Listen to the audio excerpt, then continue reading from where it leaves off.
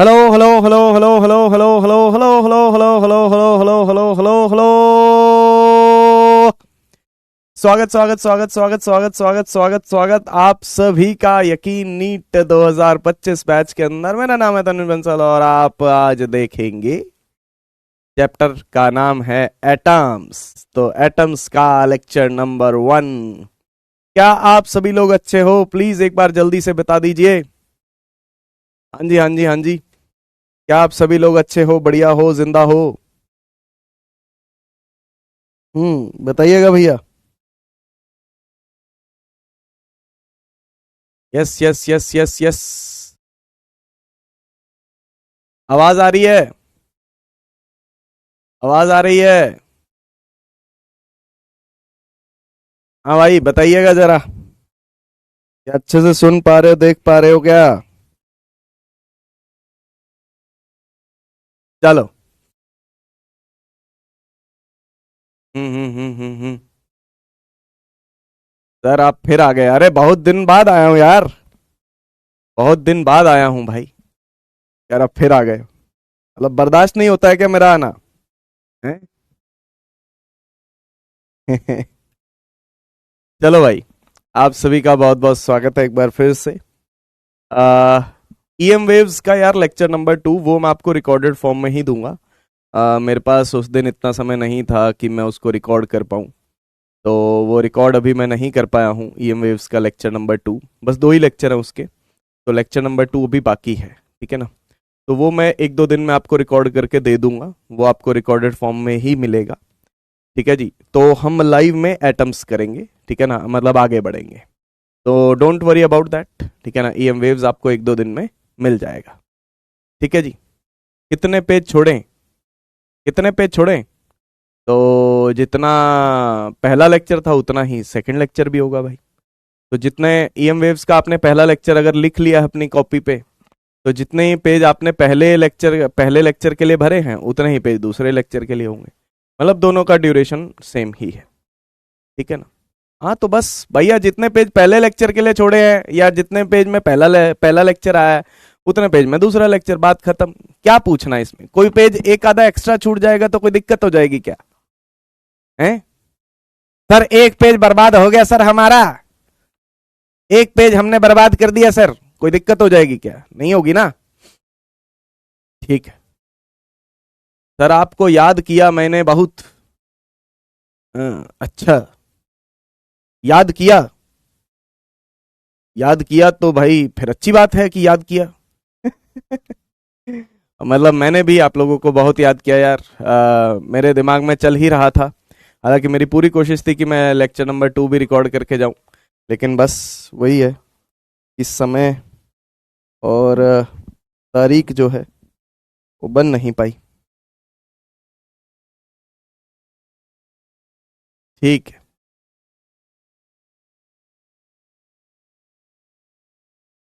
2 रुपए का एक पेपर मिलता है? अरे बाप रे बाप, बहुत नुकसान हो जाएगा बेटा तुम्हारा। बहुत नुकसान हो जाएगा। एक एक्स्ट्रा पेज छोड़ो, उस पर रफ वर्क कर लेना। पता तुम, जो पेज तुम्हारा छूट जाए ना उसमें रफ वर्क कर लेना। Sir bot attack? Batch PW की ऐप पे भी बोट अटैक होने लगा क्या? है? सर ईएम वेव्स 3 लेक्चर लेगा? नहीं बेटा नहीं लेगा, 2 ही लेक्चर लगेंगे। ठीक है। Practice sheet? प्रैक्टिस शीट अभी अपलोड नहीं हुई क्या? बताना यार।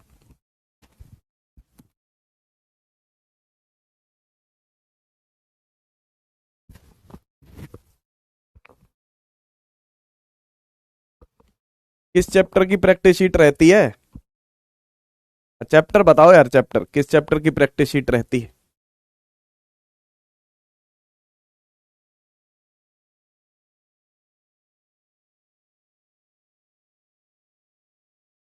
किस चैप्टर की प्रैक्टिस शीट रहती है, उस चैप्टर का नाम लिखो, ठीक है ना, फिर मैं बोलता हूँ।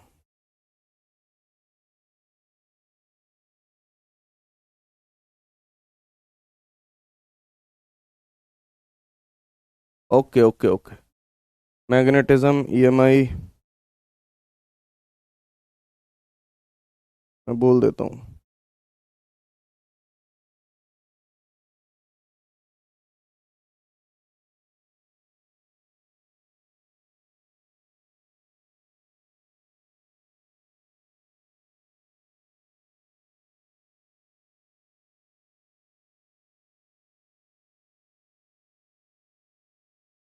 हो जाएगा बेटा। फिर किसकी शादी में गए थे आज? आप, हाँ, किसकी शादी में गए थे आप? आज तो नहीं, आप, हाँ। तो मेरे दोस्त की शादी थी यार, मेरे दोस्त की शादी थी। और बेचारा आखिरी बार खुश हो रहा था, तो मैंने कहा कि आखिरी बार खुश हो रहा है तो भाई उसका साथ देना जरूरी है। बहुत ज़्यादा खुश था वो। जब वो जो है रथ पे चढ़ा, उसने रथ करवाया हुआ था, है ना। बहुत ही ज़्यादा खुश था। आमतौर पे लोग घोड़ी पे चढ़ते हैं, वो रथ पे चढ़ गया भाई। बहुत ज़्यादा खुश था। तो फिर उसकी आखिरी खुशी के मौके पे मैंने जो है उसके साथ फोटो भी करवाई। मैंने कहा कि भाई ये हम संभाल के रखेंगे कि जब तुम खुश हो रहे हो तो, तो फिर जाना जरूरी था, इसलिए चले गए यार। ठीक है ना। और फिर उसके बाद मैं गया था महाकुंभ में। तो उसके बाद एक दो दिन महाकुंभ में, एक दिन शादी और 2 दिन महाकुंभ। तो कल रात को मैं वापस आ गया यार। नागिन डांस किया क्या? डांस तो किया, लेकिन हाँ, नागिन डांस वहां पे जगह नहीं थी यार उतनी ना।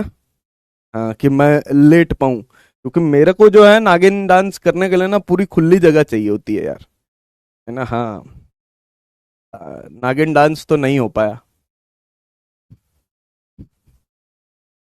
मेरा नागिन डांस।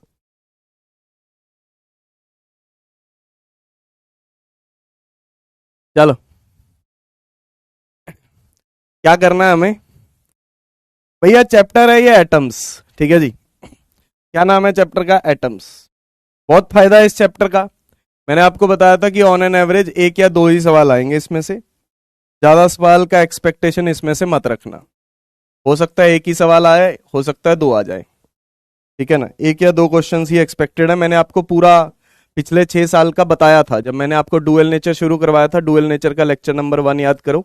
तो उसमें मैंने पिछले 6 साल का आपको पूरा बताया था कि पिछले 6 साल में कितने क्वेश्चन एटम्स में से आए हैं, कितने क्वेश्चन न्यूक्लियाई में से आए हैं, कितने क्वेश्चन डुअल नेचर में से आए हैं। तो एक या दो क्वेश्चन है, ज्यादा एक्सपेक्टेशन मत रखिएगा। लेकिन लेकिन लेकिन लेकिन इस चैप्टर में आपको डबल फायदा होगा। डबल फायदा कैसे होगा भाई, बताना जरा। डबल फायदा, क्योंकि आप इस चैप्टर को केमिस्ट्री में भी पढ़ते हो, और मेजरली आपको चीजें केमिस्ट्री वाली ही मिलेंगी। कोई इक्का दुक्का चीज हो सकती है जो आपको फिजिक्स वाली जो है अलग से मिलेगी, वरना ये चैप्टर जो है फिजिक्स में केमिस्ट्री में लगभग सेम ही होता है। 3 4 चैप्टर हैं जो फिजिक्स और केमिस्ट्री में सेम आते हैं, जैसे एक फोटो इलेक्ट्रिक इफेक्ट वाला चैप्टर, फिर ये एटम्स वाला चैप्टर आ जाता है, उसके अलावा थर्मोडायनेमिक्स वाला चैप्टर आ जाता है। ठीक है ना, ये जो चैप्टर्स हैं वो फिजिक्स और केमिस्ट्री में क्या होते हैं, सेम होते हैं। तो आपको डबल फायदा होने वाला है इनको पढ़ने का। और मैं आपको बताऊं, केमिस्ट्री में ये बहुत वास्ट चैप्टर है, वेरी वास्ट चैप्टर। वास्ट मतलब बहुत बड़ा चैप्टर है केमिस्ट्री में। फिजिक्स में बड़ा नहीं है, क्योंकि फिजिक्स में बहुत सारी चीजें हमें नहीं पढ़नी है जो आप केमिस्ट्री में पढ़ते हो ना।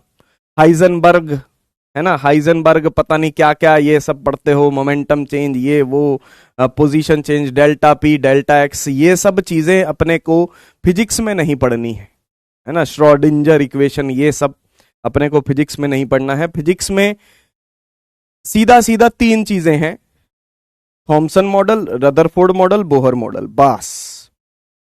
फिजिक्स में सीधा सीधा 3 चीजें हैं जो अपने को करनी है। ठीक है जी, वही। ठीक। तो Thompson model, Rutherford model, Bohr model, बस। और फिजिक्स में और कुछ नहीं है इस चैप्टर। बहुत ही इजी स्कोरिंग, बहुत ही बढ़िया चैप्टर है। आपको मार्क्स पूरे देके जाएगा, अगर एक सवाल आता तो भी, दो सवाल आते तो भी। इससे ज्यादा इससे एक्सपेक्ट मत करना भाई। ठीक है, आ जाओ। आज शुरू हुआ है, आज शुरू हुआ है, कल इस चैप्टर को खत्म कर देंगे अपन। ठीक है ना, आज शुरू हुआ है, कल इस चैप्टर को खत्म कर देंगे। टोटल 3 लेक्चर लगेंगे, है ना। हाँ, तो एक्स्ट्रा क्लास अपन सोच रहे हैं या तो आज रखूंगा मैं या कल रखूंगा भाई। ठीक है ना, इसको खत्म करने के लिए आप लोगों की क्या राय है, आप भी कमेंट सेक्शन में बता सकते हैं कि भाई आपको एटम्स की एक्स्ट्रा क्लास आज चाहिए या कल चाहिए। तो कल अपन इसको खत्म कर देंगे। ठीक है, ईएम वेव्स का जो रिकॉर्डेड लेक्चर है वो मैं आपको एक दो दिन में दे दूंगा। इसके अलावा कोई कंफ्यूजन है तो बता दो।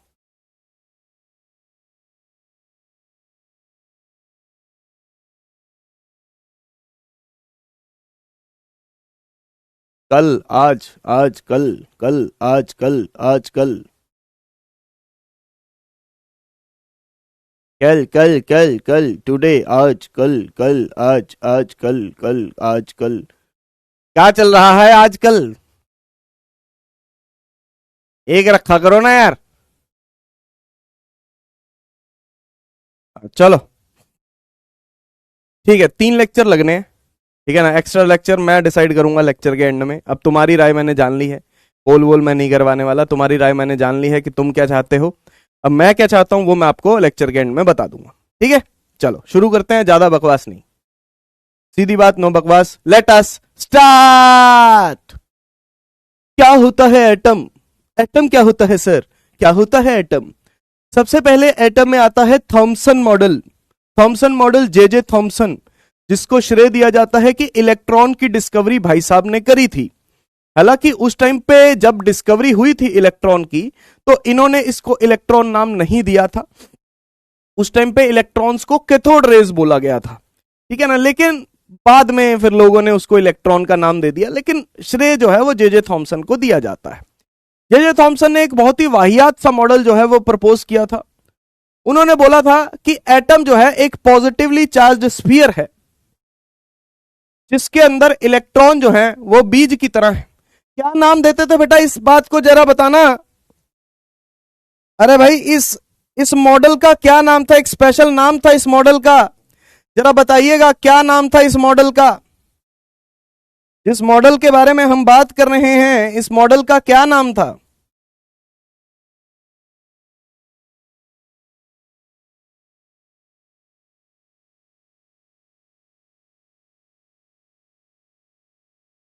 क्या बोलते थे इसको? ओहो हो, रेड कलर, प्लम पुडिंग। हाँ, तरबूज मॉडल।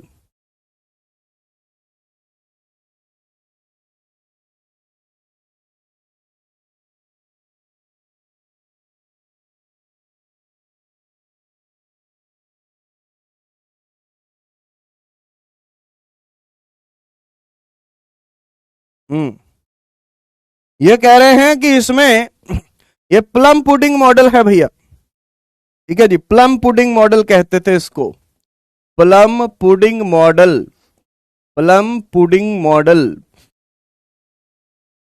या वाटर लेमन मॉडल, यही होता था ना, वाटर लेमन मॉडल, नींबू पानी मॉडल। मैं खुद ही गलत लिख रहा हूं, watermelon model. Plum pudding बोलते थे या वाटर मेलन मॉडल बोलते थे भैया? तरबूज मॉडल बोलते थे। कैसे? जैसे तरबूज होता है वैसे ही है कि तरबूज को मान लो कि ये पॉजिटिवली चार्ज स्फीयर है, और इसके अंदर बीजों की तरह इलेक्ट्रॉन है। इसके अंदर बीजों की तरह जो है वो क्या है? इलेक्ट्रॉन है भैया। तो तरबूज जो है वो हो गया वाटरमेलन, ठीक है जी। उसके अंदर जो बीज होते हैं वो हो गए इलेक्ट्रॉन। तो बहुत ही वाहियात मॉडल था ये।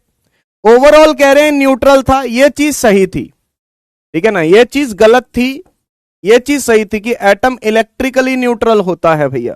ये बात ठीक थी कि भाई जितना पॉजिटिव चार्ज होता है उतना ही नेगेटिव चार्ज होता है, ये बात ठीक थी, ठीक है ना। That was second thing was correct, first thing was wrong, ठीक है जी। ओके। अरे मेरा नाम तरबूज नहीं है, लेकिन मेरा नाम तरबूज नहीं है। वो ठीक है कि आप लोग बुला लेते हैं, वो बात अच्छी बात है, बहुत ही बढ़िया बात है, लेकिन मेरे नाम पे ये मॉडल नहीं रखा गया है। हाँ, सारा तरबूज is equals to TVS is equals to Thomson model आपकी तरह दिख रहा है सर। मेरी तरह दिख रहा नहीं यार, मैं इतना मोटा थोड़ी दिखता हूं, मैं तो स्मार्ट दिखता हूं, स्मार्ट। हालांकि इस मॉडल के ड्रॉबैक थे। ड्रॉबैक क्या थे इस मॉडल के? ड्रॉबैक भाई साहब ये थे, ये रदरफोर्ड ने एक एक्सपेरिमेंट किया था, Rutherford alpha particle scattering experiment, पूरा लिखते हैं।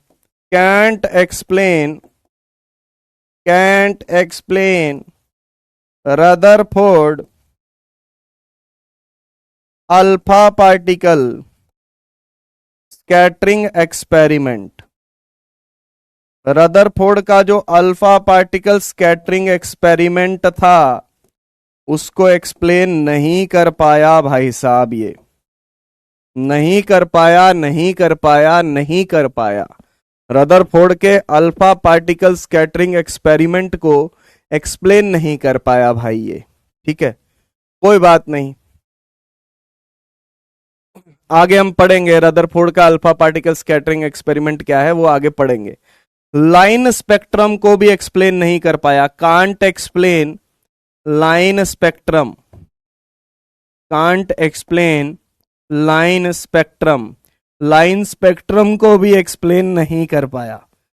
मतलब इन शॉर्ट बहुत सारी चीजों को एक्सप्लेन नहीं कर पाया। लाइन स्पेक्ट्रम समझते हो ना, लाइन स्पेक्ट्रम समझते हो, अरे वो Lyman Balmer Paschen Brackett Pfund free fund Humphrey series आती थी ना, लाइमन बाल्मर पास्चन ब्रैकेट, तो उनको भी एक्सप्लेन नहीं कर पाया भाई।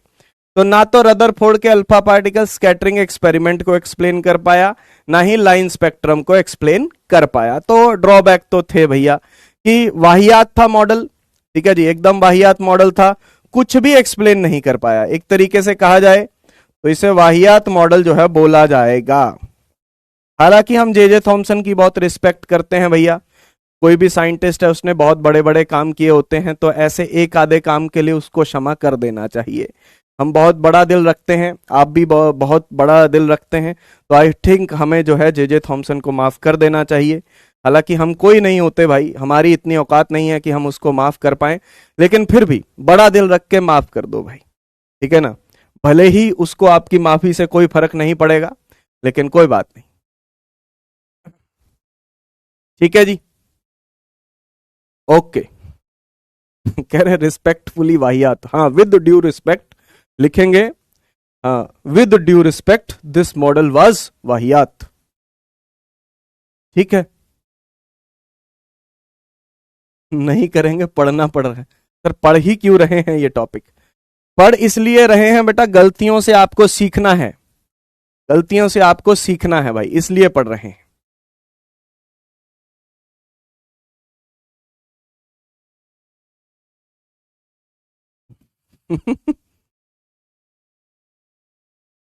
लाइन स्पेक्ट्रम का फील नहीं आता, आप दिलाना सर, बिल्कुल फील दिलाएंगे भैया, बिल्कुल फील दिलाएंगे, ठीक है। अच्छा उधर उसके बाद आ जाओ लाइन स्पेक्ट्रम पे, तो कल जाएंगे, आज नहीं जाएंगे। हाँ रदरफोर्ड मॉडल, रदरफोर्ड दूसरे भाई साहब आए, रदरफोर्ड, रदरफोर्ड ने क्या कहा, रदरफोर्ड ने काफी सारी चीजें सही कर दी, सारी चीजें तो देखो ये भी सही नहीं कर पाया, लेकिन काफी सारी चीजें इन्होंने सही कर दी भाई। क्या सही कर दिया, आइए देखते हैं इन्होंने क्या एक्सपेरिमेंट किया, ये बात करते हैं। उन्होंने एक लेड का ब्लॉक लिया, लेड, लेड, ठीक है ना, पीबी, पीबी मतलब लेड, ठीक है ना, पीबी लेड। उस लेड के अंदर उन्होंने एक रेडियो एक्टिव सैंपल रखा, लेड के अंदर क्या रखा, रेडियो एक्टिव सैंपल रखा। Radioactive sample emits beam of alpha particles, radioactive sample मान लो एग्जांपल के तौर पे यूरेनियम, थोरियम, है ना, यूरेनियम, थोरियम, ये रेडियो एक्टिव एलिमेंट होते हैं, तो इनमें से रेडिएशन निकलती हैं। तो इसमें से कौन सी रेडिएशन निकली, अल्फा पार्टिकल वाली रेडिएशन निकली। अल्फा पार्टिकल आपको पता ही है कि क्या होते हैं, तो ये रेडिएशन आ करके इधर आएंगी, ठीक है जी, गोल्ड फॉयल पे टकराई, गोल्ड फॉयल भाई, है ना, दुबई में एक्सपेरिमेंट किया गया होगा, वहां पे सोना वोना काफी होता है, तो गोल्ड की फॉयल ली गई। मैं आपको बताऊंगा कि गोल्ड की फॉयल ही क्यों ली गई, ठीक है ना, अभी थोड़ी देर में आपको पता चलेगा। तो गोल्ड की फॉयल बहुत ही पतली, बहुत ही पतली, बहुत पतली, वेरी थिन, कितनी थिन होती है अभी बताऊंगा मैं आपको, ठीक है ना, बहुत थिन होती है, बहुत थिन, वेरी थिन, ठीक है। तो इस पे जाके ये टकरा रहे हैं, बहुत सारे अल्फा पार्टिकल इसको पास करके सीधा निकल गए, बहुत सारे अल्फा पार्टिकल इसको पास करके क्या निकल गए, सीधा निकल गए भैया, बिल्कुल सीधा निकल गए इसको पास करके। ये देखो most of the alpha particles hit here, लिखा हुआ है कि ज्यादातर अल्फा पार्टिकल्स यहां पे हिट होते हैं। कुछ इक्का दुक्का पार्टिकल्स थोड़ा सा डेविएट हो गए अपने रास्ते से, ज्यादातर पार्टिकल्स तो सीधा आए, कुछ इक्का दुक्का पार्टिकल्स अपने रास्ते से डेविएट हो गए, थोड़े से इधर चले गए, थोड़े से इधर चले गए, थोड़े से इधर भी चले गए टकराने की वजह से। इक्का दुक्का ऐसे भी हुए कि भाई ऐसे मुड़ भी गए, ऐसे वाले भी थे जो यहां से टकराने के बाद क्या हो गए, मुड़ गए। आसपास इसके जिंक सल्फाइड स्क्रीन है भैया। ये जो स्क्रीन आप देख पा रहे हो साथ साथ में येलो कलर की जो बनी हुई है, ये जो स्क्रीन है, मतलब मैं ऐसे नहीं कह रहा कि ये स्क्रीन येलो कलर की ही होती है, ऐसा नहीं है, लेकिन यहां पे इस डायग्राम में इसको येलो कलर से दिखाया गया है। तो ये जिंक सल्फाइड की स्क्रीन है। जिंक सल्फाइड की जो स्क्रीन है वो फ्लोरोसेंट होती है बेटा, फ्लोरोसेंट, स्पेलिंग गलत लिखे हो तो मुझे माफ कीजिएगा, फ्लोरोसेंट होती है भैया, ठीक है जी। फ्लोरोसेंट समझते हो कि चमकदार होती है। तो जब इस पे अल्फा पार्टिकल आके टकराएगा तो ये चमकेगी, ठीक है जी। अल्फा पार्टिकल आके टकराएगा तो वहां पे आपको चमक दिखाई देगी, तो आपको पता चल जाएगा, इजीली हम डिटेक्ट कर पाएंगे कि यहां पे अल्फा पार्टिकल आके टकराया है। मोस्ट ऑफ द पार्टिकल सीधा निकल गए, यहां पे आके टकराएंगे, और सम अल्फा पार्टिकल्स आर डिफ्लेक्टेड, कुछ अल्फा पार्टिकल्स जो हैं वो डिफ्लेक्ट हुए हैं। क्या ये क्लियर है? अभी इसको और डिटेल में समझाऊंगा। क्या ये डायग्राम क्लियर है, पहले ये बता दो। फॉरफोरोसेंट, फॉरफोरोसेंट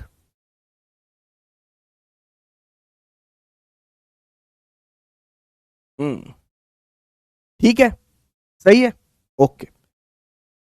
क्यों सब कुछ क्यों किया जाता है, ईच एंड एवरीथिंग समझाऊंगा। पहले ये डायग्राम बताओ कि ये डायग्राम क्लियर हुई कि नहीं।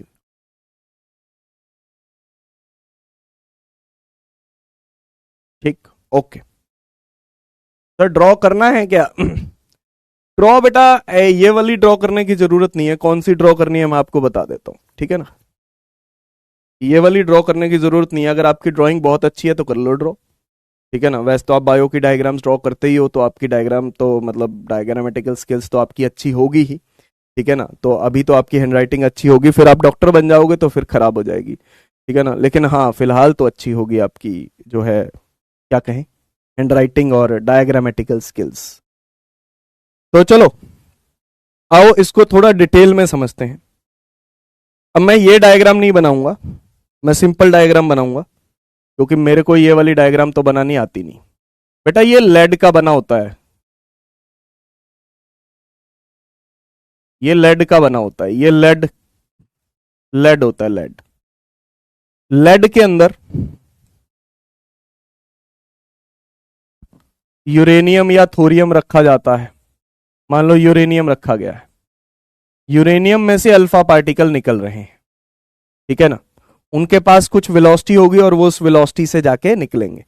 यहां पे लेड क्यों लिया जाता है मैं आपको बताता हूं। इसको लेड के अंदर क्यों रखा जाता है, खुले में नहीं रखा जाता बेटा यूरेनियम।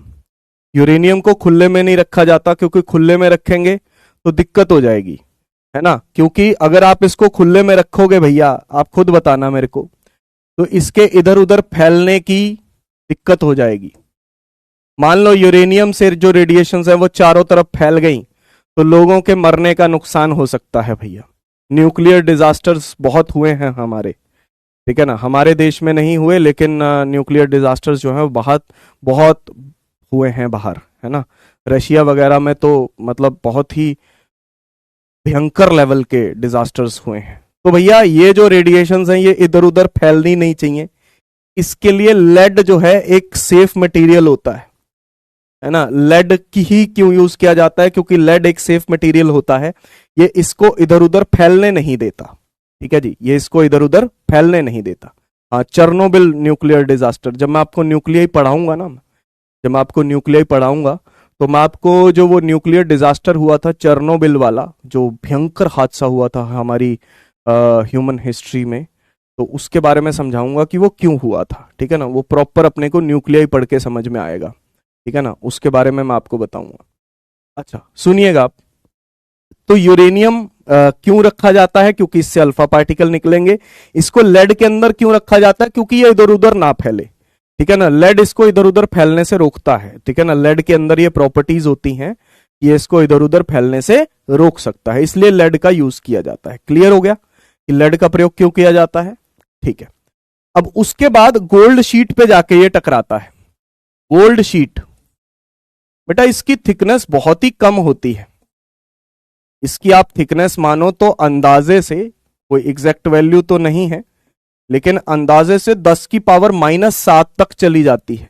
मतलब एग्जैक्टली 10 की पावर -7 नहीं होती, इसके साथ में मतलब और भी नंबर होते हैं, लेकिन 10 की पावर -7 की इसकी रेंज होती है। इतनी थिन होती है ये शीट, बहुत पतली गोल्ड की शीट। अब बहुत पतली क्यों यूज की जाती है, पहले उसका कारण सुनो। बहुत पतली इसलिए यूज की जाती है क्योंकि हमें एक ही एटम की स्टडी करनी है, एक ही एटम की स्टडी करनी है कि भाई उसमें से कितने अल्फा पार्टिकल्स निकल पा रहे हैं, कितने अल्फा पार्टिकल्स डेविएट हो रहे हैं। मान लो अगर मैं मोटी शीट ले लूंगा बेटा, सपोज करो मैंने मोटी शीट ले ली, ध्यान से देखना, अगर मैंने मोटी शीट ले ली, थोड़ी सी मोटी शीट ले ली, तो हो सकता है कि उस शीट की थिकनेस में 2 एटम्स आ जाएं। हो सकता है ना कि हो सकता है कि उस शीट की थिकनेस में 2 एटम्स आ जाएं। तो जब अल्फा पार्टिकल उनसे आके टकराएगा तो फिर हम अच्छे से स्टडी नहीं कर पाएंगे कि वो इफेक्ट एक एटम की वजह से आ रहा है या 2 एटम्स की वजह से आ रहा है। समझ रहे हो?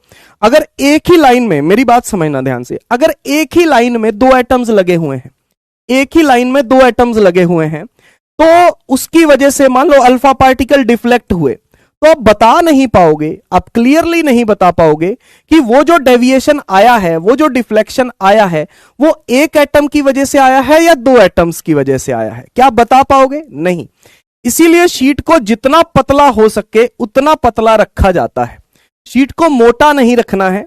यानी कि एक लाइन में एक ही एटम आना चाहिए, एक लाइन में एक ही एटम आना चाहिए, इसलिए शीट को पतला रखा जा सकता है। जितना ज्यादा पॉसिबल हो उतना पतला रखेंगे हम, ठीक है ना, ताकि एक ही लाइन में एक ही एटम आए, ताकि हम अच्छे से एटम की स्टडी कर पाए। अगर एक लाइन में 2 एटम्स आ पाएंगे तो आप ये बता ही नहीं पाओगे कि वो जो डेविएशन आप ऑब्जर्व कर रहे हो, वो जो डिफ्लेक्शन आ रहा है अल्फा पार्टिकल्स में, वो एक एटम की वजह से आ रहा है या 2 एटम्स की वजह से आ रहा है या 3 की वजह से आ रहा है। तो इतना पतला रखो कि उसकी थिकनेस में बस एक ही एटम आए, ठीक है जी, एक ही एटम आए।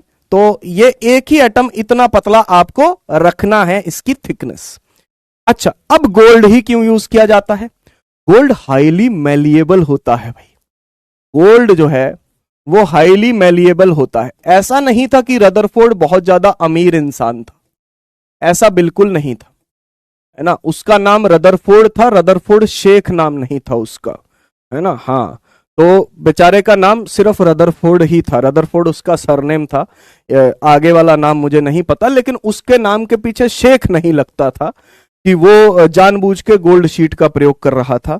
उसने इसलिए गोल्ड शीट का प्रयोग किया क्योंकि गोल्ड शीट हाईली मैलिएबल होती है, इसकी पतली पतली शीट्स बनाई जा सकती हैं भैया, ठीक है ना, इसकी पतली पतली शीट्स बनाई जा सकती हैं।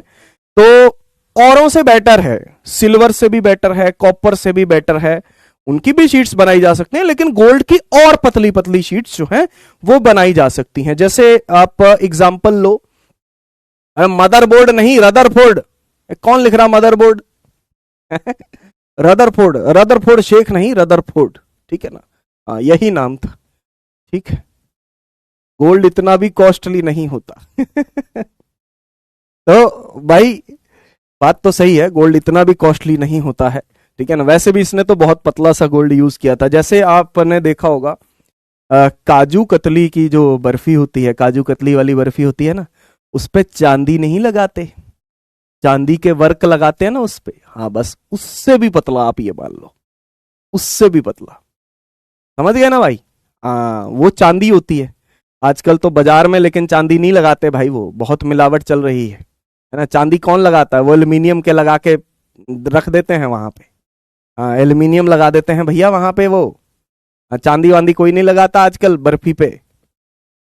कहीं तुम्हें वहम हो यार, चांदी वाली खा रहे हैं सर, अमीर हो गए हैं। हाँ, कोई नहीं लगाता है चांदी वाली। सर काजू कतली की याद मत दिलाओ। अच्छा, ठीक है, मेरे पास तो अभी फ्रिज में पड़ी है, अभी लेक्चर के बाद मैं खाऊंगा, अभी टाइम लगा तो तुम्हारे सामने खाऊंगा मैं। यार काजू कतली की याद मत दिलाओ, अगली बार से तुम्हारे सामने खाऊंगा लेक्चर में मैं।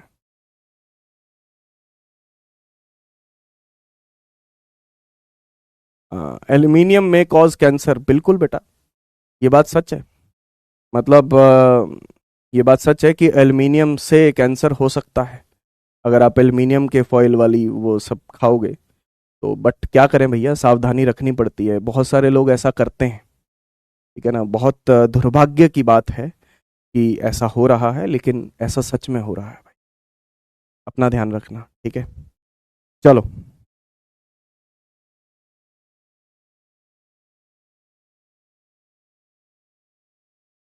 मिठाई खाओ, अच्छी खाओ, ठीक है ना। ऐसी जगह से मिठाई लो जहां पे आपको भरोसा है, क्योंकि आपकी सेहत, आपकी जिंदगी आपके हाथ में है भैया, कोई और उसके लिए जिम्मेदार नहीं होगा, ठीक है ना।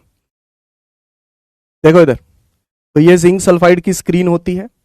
Most of the alpha particles बिना डेविएट हुए सीधा पास हो जाते हैं, यहां पे जाके टकराते हैं, और कुछ पार्टिकल्स जो हैं वो डेविएट हो जाते हैं। ये इसका एंगल ऑफ डेविएशन होता है भाई। कुछ पार्टिकल्स सीधा निकल जाते हैं, कुछ पार्टिकल्स इधर निकल जाते हैं, कुछ पार्टिकल्स ऐसे मुड़ भी जाते हैं। तो जितना मुड़ते हैं ये इसका एंगल ऑफ डेविएशन होता है, एंगल ऑफ डेविएशन,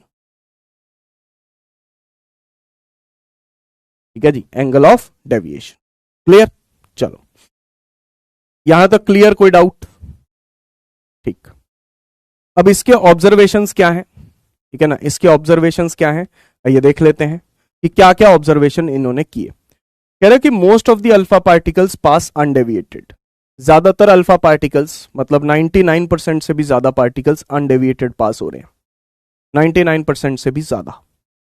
तो आप परसेंटेज देखो कि कितनी ज्यादा पार्टिकल्स अनडेविएटेड पास हो रहे हैं।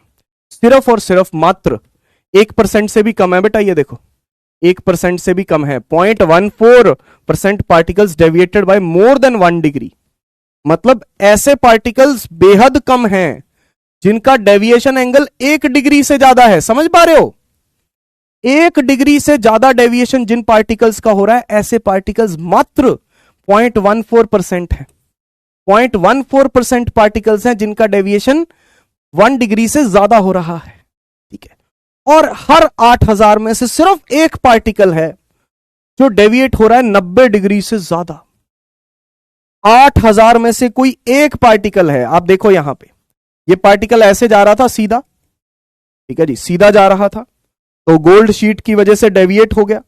ये इसका डेविएशन एंगल है भैया, यानी कि 90 डिग्री से ज्यादा डेविएट होने वाला पार्टिकल तो और कम है। 8000 में से सिर्फ एक पार्टिकल है जो 90 डिग्री से ज्यादा डेविएट हो रहा है। तो आप कहानी समझ पा रहे हो कि most of the particles undeviated निकल रहे हैं, उनको कोई फर्क नहीं पड़ता है गोल्ड शीट से। वो गोल्ड शीट को फाड़ते हुए, चीरते हुए निकल जाते हैं, क्योंकि गोल्ड शीट बहुत पतली है, तो निकल जाते हैं भैया, ठीक है जी। और 0.14% particles deviated by more than 1 degree, और हर 8000 में से सिर्फ एक पार्टिकल ऐसा होता है जो 90 डिग्री से ज्यादा डेविएट होता है। ये हमारी ऑब्जर्वेशंस हैं जो इसको देख के हमें समझ में आई हैं, ठीक है जी। क्लियर है? बोलो बोलो बोलो, ठीक है। अब इसका कंक्लूजन क्या है?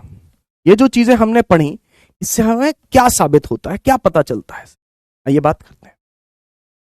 सबसे पहली बात जो इसमें साबित होती है कि भाई most of the space is empty in an atom because many particles pass undeviated. ज्यादातर जो स्पेस होती है एटम के अंदर वो खाली होती है, क्योंकि सारे पार्टिकल्स, मतलब मेनी पार्टिकल्स, 99% से ज्यादा पार्टिकल्स अनडेविएटेड पास होते हैं। इससे यह बात साबित होती है कि एटम के अंदर बहुत खाली जगह है, क्योंकि अगर खाली जगह नहीं होती तो ऐसा नहीं हो पाता। भाई एटम के अंदर आपको पता ही है, एटम के अंदर सेंटर पे न्यूक्लियस होता है, ठीक है जी, और बाकी खाली जगह होती है। तो खाली जगह में से अल्फा पार्टिकल निकल गए, खाली जगह में से अल्फा पार्टिकल निकल गए। समझ पा रहे हो? खाली जगह में से अल्फा पार्टिकल निकल गए। तो क्योंकि इतनी ज्यादा खाली जगह है, इसी वजह से वो अनडेविएटेड निकल पा रहे हैं। तो अनडेविएटेड का मतलब है कि खाली जगह है। समझ गए? अनडेविएटेड होने का मतलब है कि एटम के अंदर खाली जगह प्रेजेंट है, ठीक है। उसके बाद there must be a strong positive charge at the centre. कह रहे हैं कि सेंटर पे एक बहुत ही स्ट्रॉन्ग पॉजिटिव चार्ज होना चाहिए। ये कैसे पता चला सर? इस सेंटर पे बहुत ही स्ट्रांग पॉजिटिव चार्ज होना चाहिए, ये कैसे पता चला? कारण बताता हूं, कारण सुनो। कुछ पार्टिकल ऐसे थे, कुछ पार्टिकल ऐसे थे जो 90 डिग्री से ज्यादा डेविएट हुए, और एक आधा पार्टिकल तो ऐसा था जो 180 डिग्री भी डेविएट हो गया। बहुत रेयर था लेकिन था। सुनो,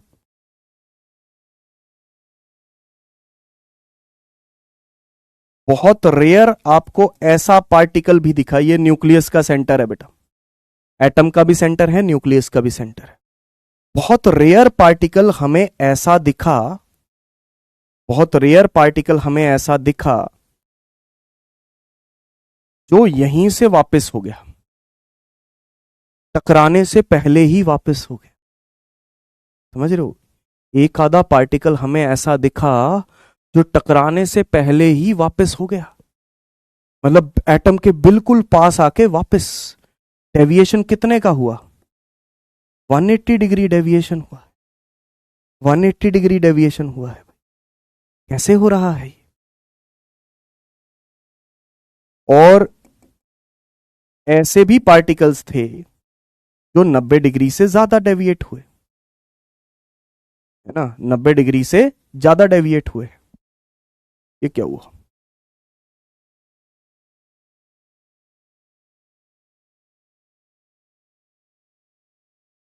अरे भाई साहब, ये लगता है लाइट चली गई।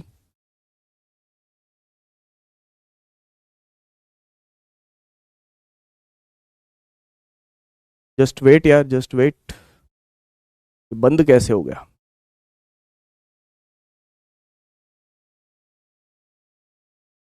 चलाना पड़ेगा अब इसको। रुको रुको रुको, वेट करो, वेट करो भाई। है ना? तो मंगल इज बैक। स्क्रीन तो बंद नहीं होनी चाहिए थी यार, स्क्रीन तो बंद नहीं होनी चाहिए थी।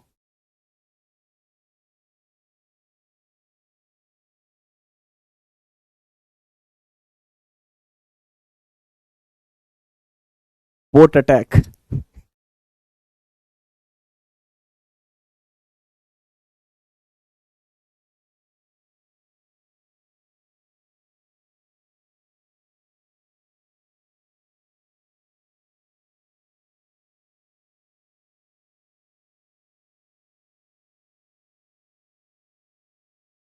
तो जीत सर की क्लास में भी हुआ था?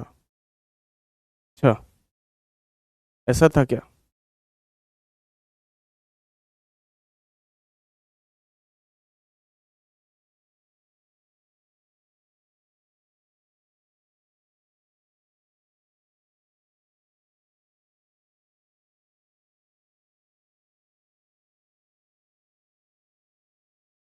भैया तुम नहीं चाहिए मुझे।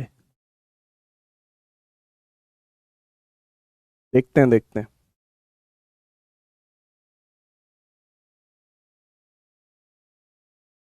अच्छा,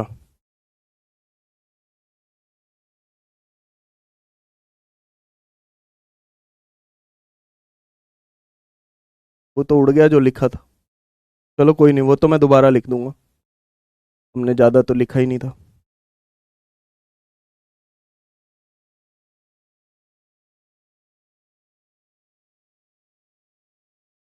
और इसको सेव करना जरूरी है भाई।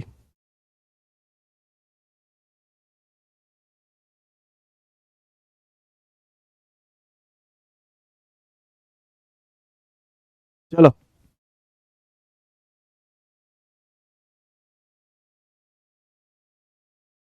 देखो देखो देखो। ठीक है।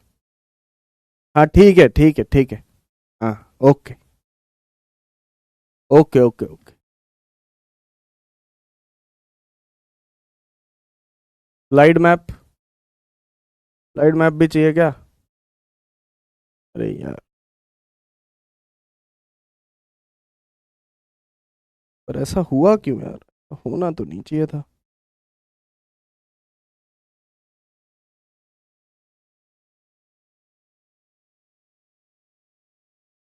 चलो।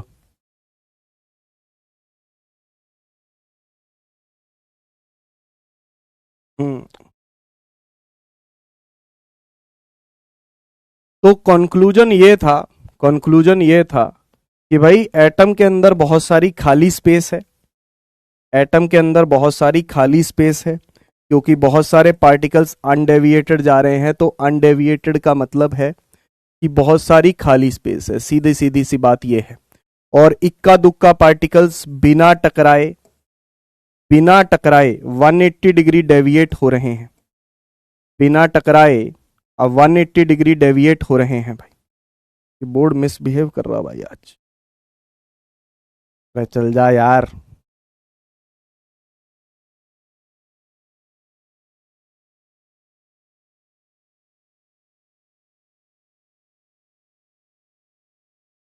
वन एट्टी डिग्री डेविएट हो रहे हैं बिना टकराए। और बहुत सारे पार्टिकल्स ऐसे हैं, बहुत सारे पार्टिकल्स ऐसे भी हैं, मतलब बहुत सारे नहीं, बहुत सारे कह रहा हूं मैं, तो बहुत सारे नहीं, कुछ पार्टिकल्स ऐसे भी हैं जो 90 डिग्री से ज्यादा डेविएट हो रहे हैं। ऐसा तभी पॉसिबल है जब सेंटर पे बहुत ही स्ट्रॉन्ग कोई पॉजिटिव चार्ज हो, क्योंकि 180 डिग्री डेविएट करना भाई इतना आसान नहीं है। ठीक है जी, 180 डिग्री डेविएट करना इतना आसान नहीं है। अल्फा पार्टिकल पे कौन सा चार्ज होता है भाई? अल्फा पार्टिकल पे कौन सा चार्ज होता है? Positive charge. अल्फा पार्टिकल पे कौन सा चार्ज होता है? पॉजिटिव चार्ज होता है। तो अल्फा पार्टिकल पे पॉजिटिव चार्ज है और हमारे पास न्यूक्लियस पे भी कौन सा चार्ज है? पॉजिटिव चार्ज है। तो अल्फा पार्टिकल पे पॉजिटिव चार्ज है, न्यूक्लियस पे भी पॉजिटिव चार्ज है। तो इसका मतलब यह हुआ कि भाई यही इसको जो है डिफ्लेक्ट कर सकता है या फिर रिपेल कर सकता है भाई। ठीक है जी, अल्फा पार्टिकल पे पॉजिटिव चार्ज, न्यूक्लियस पे भी पॉजिटिव चार्ज, तो वो उसको क्या कर सकता है? डेविएट कर सकता है। तो दिस इज पॉजिटिव, क्या करेंगे? रिपेल करेंगे भैया, रिपेल करेंगे। और न्यूक्लियस पे पॉजिटिव चार्ज होना चाहिए और एक स्ट्रॉन्ग पॉजिटिव चार्ज होना चाहिए सेंटर पे। ठीक है जी, तो ये हमें ये भी पता चल गया। दूसरा, हमें साइज का भी पता चला। साइज के लिए कैलकुलेशंस की गई, अभी मैं आपको आगे बताऊंगा कि कौन कौन सी कैलकुलेशंस की गई। न्यूक्लियस का साइज निकालने के लिए कुछ कैलकुलेशंस की गई, एटम्स का साइज निकालने के लिए भी कुछ कैलकुलेशंस की गई। तो वो कैलकुलेशंस क्या है हमें आगे पता चलेगा, लेकिन फिलहाल के लिए न्यूक्लियस का साइज इससे कैलकुलेट किया गया, वो 10 की पावर -15 मीटर की रेंज में आया, यानी कि 1 फर्मी के करीब। 1 फर्मी, FM, फर्मी FM। ठीक है जी, 10 की पावर -10 यानी कि एंगस्ट्रॉम।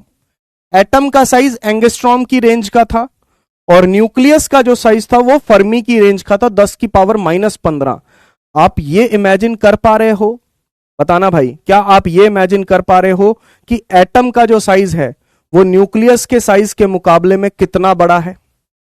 क्या आप ये इमेजिन कर पा रहे हो कि एटम का जो साइज है वो न्यूक्लियस के साइज के मुकाबले में कितना बड़ा है ना? देख पा रहे हो आप? ये एटम का साइज है, ठीक है जी, और ये किसका साइज है? न्यूक्लियस का साइज है। तो एटम का साइज न्यूक्लियस के साइज के मुकाबले में कितना बड़ा है? इसकी कैलकुलेशन कैसे की गई वो अभी बताऊंगा मैं थोड़ी देर में। ठीक है ना, थोड़ी ही देर में आपको पता चलेगा कि भाई ये कैलकुलेशंस जो हैं वो किस प्रकार से करी गई। ओके, हाँ, 1 लाख टाइम्स भाई, 5, 10 की पावर 5, 1 लाख गुना, 1 लाख गुना ज्यादा बड़ा है atom as compare to the nucleus. भाई हमारे लिए एटम बहुत छोटा है, हमारे लिए एटम बहुत छोटा है, लेकिन न्यूक्लियस के मुकाबले में एटम बहुत बड़ा है भाई, बहुत ज्यादा बड़ा। इसको सेव कर ही लेते हैं भैया। ठीक है, उसके बाद आगे देखते हैं। कह रहे हैं कि there must be electrons in an atom to keep it electrically neutral. कह रहे हैं कि भाई अगर सेंटर पे पॉजिटिव चार्ज है तो इलेक्ट्रॉन्स भी होने चाहिए ताकि उसको इलेक्ट्रिकली न्यूट्रल रखा जा सके। बिल्कुल सही बात है। दे revolve in circular orbits around the nucleus. वो न्यूक्लियस के अराउंड सर्कुलर ऑर्बिट में रोटेट करते हैं। सेंट्रीपिटल फोर्स जो है उनको मिलती है, वो इलेक्ट्रोस्टैटिक अट्रैक्शन की वजह से मिलती है जो न्यूक्लियस और इलेक्ट्रॉन के बीच में लगता है। बहुत सिंपल है, बहुत स्पष्ट कहानी है ना, बहुत सिंपल और स्पष्ट कहानी है कि न्यूक्लियस, ये रहा न्यूक्लियस, है ना, न्यूक्लियस पे पॉजिटिव चार्ज है और आसपास के इलेक्ट्रॉन्स पे नेगेटिव चार्ज है जो इसके ऑर्बिट में घूमते हैं। तो इनको घूमने की वजह से है ना। मान लो इसकी वेलोसिटी v है, तो घूमने की वजह से इस पे सेंट्रीपिटल फोर्स लगेगा, और वो सेंट्रीपिटल फोर्स इनको मिलता कहां से है? इलेक्ट्रोस्टैटिक फोर्स से मिलता है। तो centripetal force is the electrostatic force. Electrostatic force, electrostatic force is the centripetal force, is the centripetal force। Electrostatic force he centripetal force है ना। इलेक्ट्रोस्टैटिक फोर्स ही सेंट्रीपिटल फोर्स की तरह एक्ट करता है, क्योंकि यहां पे पॉजिटिव चार्ज है और यहां पे नेगेटिव चार्ज है। तो इलेक्ट्रॉन और न्यूक्लियस के बीच में जो अट्रैक्शन होती है, ये सर्कल में घूमता है, ये उसके अराउंड ऑर्बिट में घूमता है। तो ऑर्बिट में घूमने का कारण क्या है? Electrostatic force. यहां पे इलेक्ट्रोस्टैटिक फोर्स काम कर रही है किसका? सेंट्रीपिटल फोर्स का। क्या ये चीज क्लियर है? क्या चारों कंक्लूजन्स क्लियर है भाई? आसान चीज है ये।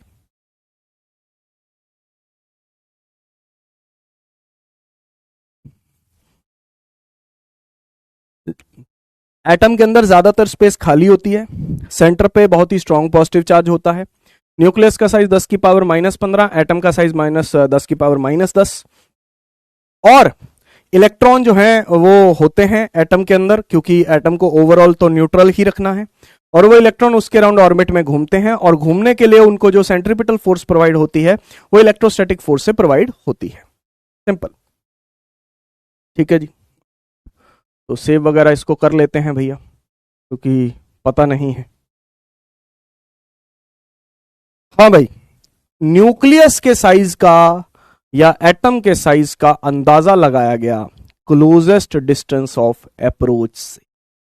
क्लोजेस्ट डिस्टेंस ऑफ अप्रोच क्या होता है भैया? आइए देखते हैं। What is the closest distance of approach, और ये किन पार्टिकल्स के लिए होगा ये भी हम जरा जानते हैं भाई। देखो बेटा, एक बात का ध्यान रखना कि क्लोजेस्ट डिस्टेंस ऑफ अप्रोच कौन से पार्टिकल्स के लिए स्टडी किया जाता है? कौन से वाले पार्टिकल्स के लिए? जो बिल्कुल सेंटर की तरफ आ रहे होते हैं, जो बिल्कुल सेंटर की सीध में आ रहे होते हैं, उन पार्टिकल्स के लिए बात की जाती है। जो बिल्कुल सेंटर की सीध में आ रहे होते हैं भाई, उन पार्टिकल्स के लिए बात की जाती है। ये वाले पार्टिकल्स, समझ पा रहे हो ना? जो अल्फा पार्टिकल्स बिल्कुल सेंटर की सीध में आ रहे होते हैं, उनके लिए क्लोजेस्ट डिस्टेंस ऑफ अप्रोच की बात की जाती है। वो 180 डिग्री डेविएट हो सकते हैं। मान लो कुछ पार्टिकल्स थोड़ा सा ऊपर हैं या थोड़ा सा नीचे हैं। जो पार्टिकल्स सेंटर की सीध में नहीं है, सेंटर की स्ट्रेट लाइन में नहीं है, तो वो पार्टिकल्स 180 डिग्री डेविएट नहीं हो सकते। वो पार्टिकल्स 180 डिग्री डेविएट नहीं हो सकते भाई, वो किसी और एंगल पे डेविएट होंगे। वो किसी और एंगल पे डेविएट होंगे, और जैसे जैसे दूरी बढ़ती जाएगी डेविएशन कम होता जाएगा। आप देखो, बिल्कुल दूर वाला जो पार्टिकल है वो ऑलमोस्ट सीधा निकल जाएगा। आप ये देखो, समझ पा रहे हो? जितनी ज्यादा नजदीक है पार्टिकल सेंटर के, सेंटर की बिल्कुल सीध वाला जो पार्टिकल है वो 180 डिग्री डेविएट हुआ है। जो हल्का सा ऊपर या हल्का सा नीचे भी होगा, मान लो हल्का सा ऊपर है पार्टिकल, हल्का सा नीचे है, तो वो 180 डिग्री डेविएट नहीं हो सकता। ठीक है जी, वो किसी और एंगल पे डेविएट होगा, लेकिन 180 डिग्री नहीं होगा। और जितना दूर जाते जाओगे सेंटर से, आप सेंटर से जितना दूरी बनाते चले जाओगे, तो उतना आपका डेविएशन कम होता चला जाएगा। आप इसको देखो, इसको देखो, ये वाला पार्टिकल ऑलमोस्ट अनडेविएटेड है, यानी कि जितना अवे फ्रॉम द सेंटर होगा, अवे फ्रॉम द सेंटर होगा, तो उतना ही वो अनडेविएटेड होगा, उतना ही वो अनडेविएटेड होगा। यानी कि सेंटर से दूर तो पॉजिटिव चार्ज का प्रभाव कम हो जाएगा। जितना वो सेंटर से दूर होगा उतना ही पॉजिटिव चार्ज का प्रभाव कम हो जाएगा, और जितना पॉजिटिव चार्ज का प्रभाव कम होगा उतना बढ़िया है उसके लिए। ठीक है, तो हम जो क्लोजेस्ट डिस्टेंस ऑफ अप्रोच पढ़ेंगे, जो अगला टॉपिक हमारा है, वो इस वाले पार्टिकल के लिए है भाई। ये पार्टिकल हमारे लिए सबसे इंपॉर्टेंट है। ठीक है ना, क्योंकि ये पार्टिकल हमें बहुत सारी कैलकुलेशंस करके देगा। और पार्टिकल्स भी होते हैं जो हमें कैलकुलेशन करके देते हैं, लेकिन सबसे ज्यादा कैलकुलेशन जो है हमें अच्छी ये वाला पार्टिकल करके देगा। तो ये सबसे इंपॉर्टेंट है हमारे लिए, ये वाला 180 डिग्री डेविएशन वाला। तो क्लोजेस्ट डिस्टेंस ऑफ अप्रोच होता क्या है कि कितना नजदीक आप सेंटर के जा पा रहे हो, सेंटर के कितना नजदीक आप जा पा रहे हो डेविएट होने से पहले। डेविएट होने से पहले सेंटर के आप कितना नजदीक जा पा रहे हो, डेविएट होने से पहले आप सेंटर के कितना करीब जा पा रहे हो, that is called the closest distance of approach. इसको बोला जाता है closest distance of approach, that is called the R not. इसको डिनोट किया जाता है आर नॉट से। द मिनिमम डिस्टेंस जहां से ये वापस हो जाएगा, जहां से ये वापस होगा वहां पे इसकी वेलोसिटी 0 होगी, ये मान के चलते हो भाई? भाई एक बात बताना, जहां से ये वापस होगा, जहां से ये पार्टिकल टर्न लेगा, वहां पे इसकी वेलोसिटी 0 होगी? होती है। जैसे आप किसी बॉल को हवा में फेंको तो हाईएस्ट पॉइंट पे वेलोसिटी क्या होती है? किसी भी बॉल को ऊपर फेंको तो हाईएस्ट पॉइंट पे वेलोसिटी क्या होती है? 0। तो बिल्कुल वही सिचुएशन है कि यहां पे वेलोसिटी क्या होगी? 0 होगी, जहां से ये वापस होगा। तो ये सेंटर के जितना करीब आ सकता है उसको कहते हैं क्लोजेस्ट डिस्टेंस ऑफ अप्रोच। कैसे कैलकुलेट होगा? Energy conservation. एनर्जी कंजर्वेशन, कोई नॉन कंजर्वेटिव फोर्स वगैरह नहीं है, तो एनर्जी कंजर्व रहेगी। ठीक है जी, एनर्जी कंजर्व रहेगी, इसमें कोई दो राय नहीं है, क्योंकि यहां पे कोई फ्रिक्शन या कोई एयर रेजिस्टेंस वगैरह हम कंसीडर करके नहीं चल रहे। तो अगर हम उनको कंसीडर नहीं कर रहे तो हम एनर्जी कंजर्व कर सकते। तो आइए एनर्जी को कंजर्व करते हैं। शुरुआत में ये बहुत दूर है भैया, हम ये मान के चलते हैं कि ये काफी दूर है, अल्फा पार्टिकल बहुत दूर है। बहुत दूर मान लो कि 3-4 कमरे दूर, 3-4 कमरे दूर, बहुत दूर। अब बेटा इन्फिनिटी कहने की बात होती है कि इन्फिनिटी दूर है, बहुत दूर मतलब इन्फिनिटी, लेकिन इन्फिनिटी किसी ने नहीं देखा भाई, और ना ही इन्फिनिटी तक हम पहुंच पाते हैं। ठीक है ना, ना पहुंच सकते हैं। फार अवे कहने का मतलब ठीक है भाई सिग्निफिकेंट डिस्टेंस है, बस ये कहने का मतलब होता है। तो बहुत दूर जो है वो इसके पास सिर्फ और सिर्फ काइनेटिक एनर्जी है। बहुत दूर जो है इसके पास सिर्फ और सिर्फ काइनेटिक एनर्जी है, इसकी पोटेंशियल एनर्जी 0 है। सिर्फ इसके पास काइनेटिक एनर्जी है, जिसको आप ई बोल सकते हो, जनरली हम उसको ई से लिखते हैं, ½ mv0²। ½ mv0² भाई, ठीक है जी, ½ mv0²। कि भाई इसकी वेलोसिटी आप मान लो कि शुरुआत की वेलोसिटी इसकी v0 है, और ये बहुत दूर है, बहुत दूर, तो इसकी पोटेंशियल एनर्जी 0 मान लो, काइनेटिक एनर्जी ½ mv0² मान लो। जैसे जैसे ये नजदीक आया फाइनली, तो इसकी काइनेटिक एनर्जी 0 हो गई, फाइनल काइनेटिक एनर्जी 0 हो गई, पोटेंशियल एनर्जी 0 नहीं होगी। अब आपको पोटेंशियल एनर्जी लिखनी पड़ेगी। तो क्या लेकिन आपको इतनी बात समझ में आ रही है कि जैसे जैसे ये नजदीक आ रहा है इसकी काइनेटिक एनर्जी कन्वर्ट हो रही है, कन्वर्टेड इनटू पोटेंशियल एनर्जी, इसकी काइनेटिक एनर्जी पोटेंशियल एनर्जी में कन्वर्ट हो रही है। शुरुआत में इसके पास सिर्फ काइनेटिक एनर्जी थी, पोटेंशियल एनर्जी ऑलमोस्ट नेग्लिजिबल थी, क्योंकि बहुत दूर था। जब चार्ज पार्टिकल्स बहुत दूर होते हैं तो उनकी पोटेंशियल एनर्जी आप इग्नोर कर सकते हो। मेरे को बताना भाई, हमने इलेक्ट्रोस्टैटिक्स चैप्टर पढ़ा है, क्या हम इन्फिनिटी पे पोटेंशियल एनर्जी 0 मान के चलते हैं? इलेक्ट्रोस्टैटिक्स पढ़ा है हमने, क्या हम इन्फिनिटी पे पोटेंशियल एनर्जी 0 मान के चलते हैं? मान के चलते हैं। तो वही चीज हमने यहां पे की है कि भाई इन्फिनिटी पे पोटेंशियल एनर्जी 0 है, तो शुरुआत में सिर्फ काइनेटिक एनर्जी है और बाद में वो काइनेटिक एनर्जी कन्वर्ट हो गई है पोटेंशियल एनर्जी। ठीक है, चलो फिर अब कहानी बहुत स्पष्ट है। ठीक है जी, काइनेटिक एनर्जी को पोटेंशियल एनर्जी के बराबर करना है। तो ये काइनेटिक एनर्जी ½ mv0² कन्वर्ट हो गई किसमें? पोटेंशियल एनर्जी में, kq1q2/r0, kq1q2/r0, kq1q2/r0। दो चार्जेस ठीक है, कौन कौन से हैं वो लिखूंगा अभी मैं, के Q1 Q2 बाई R0। सबसे पहले इसका लिखता हूं, ये न्यूक्लियस हो गया Q1, इस पे चार्ज होगा plus ZE, Z is the atomic number.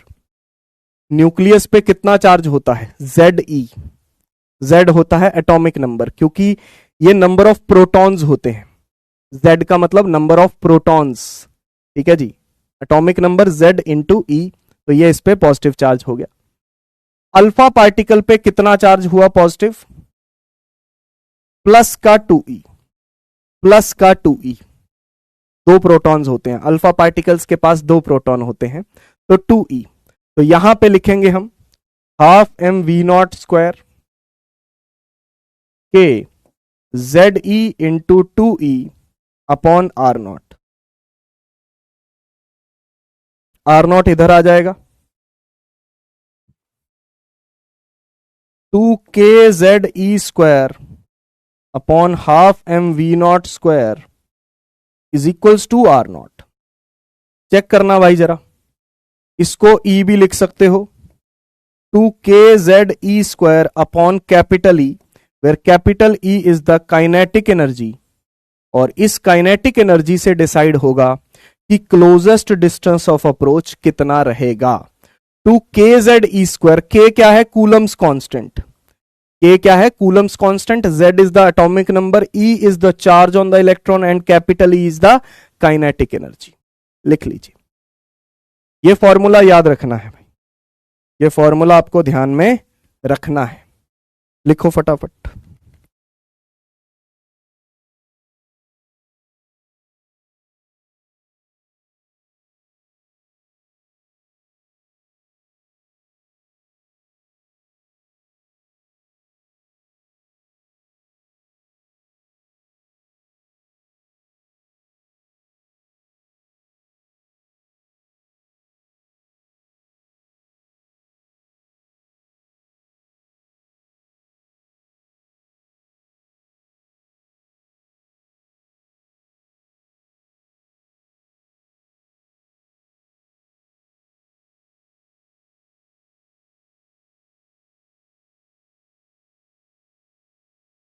ठीक है, केमिस्ट्री में करा हुआ है ये सब चीजें, करी तो होंगी है ना, ऐसा तो नहीं हो सकता कि केमिस्ट्री में ना करी हूं, ठीक है ना, दैट इज नॉट पॉसिबल। मेरे को बताना अब, बड़ा सिंपल सा सवाल पूछ रहा हूं भाई, बहुत सिंपल सा सवाल है, इस चैप्टर का पहला जो है ऑब्जेक्टिव सवाल और सब्जेक्टिव सवाल, जो मर्जी बोल लो, पहला ऑब्जेक्टिव या पहला subjective. When alpha particle of mass m moving with velocity v bombards on a heavy nucleus of charge ZE, its distance of closest approach from the nucleus depends on।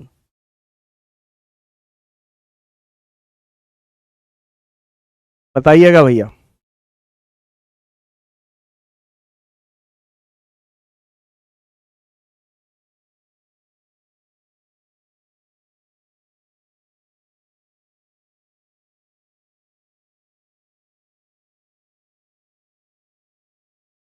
Alpha particle का mass m है, velocity v है, bombards on a heavy nucleus, bombard मतलब strike कर रहा है, bombard का मतलब होता है बेटा स्ट्राइक करना, कि उसकी तरफ उसको भेजा गया, एक ही बात है।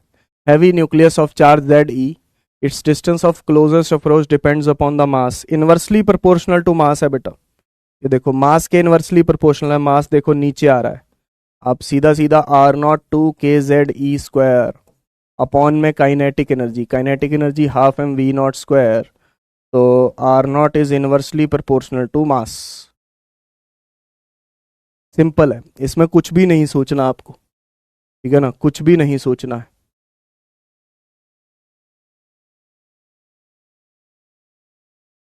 ये कौन है बी वाले, कौन है ये, कौन है बी वाले, दिमाग, are you crazy, are you seriously crazy, मतलब क्या आपका दिमाग घास चरने गया है, अगर चरने गया है तो कौन से वाली घास है ऐसी,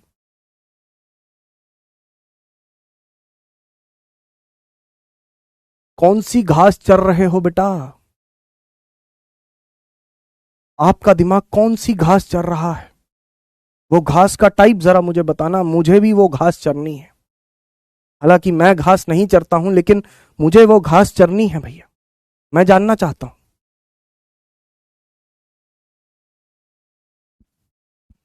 फिर आया bot attack sir, bot attack. आजकल ट्रेंडिंग में चल रहा है बॉट अटैक।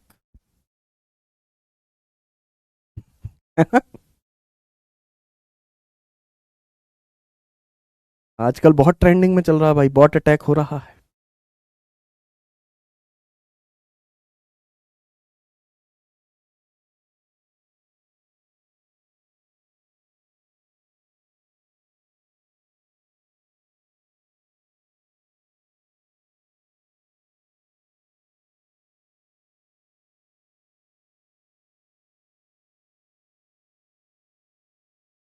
हम्म, चलो ये करो, पार्थेनियम ग्रास, कैरेट ग्रास। गाजर खाते खाते तुम्हारा दिमाग गाजर की तरह हो गया है भैया।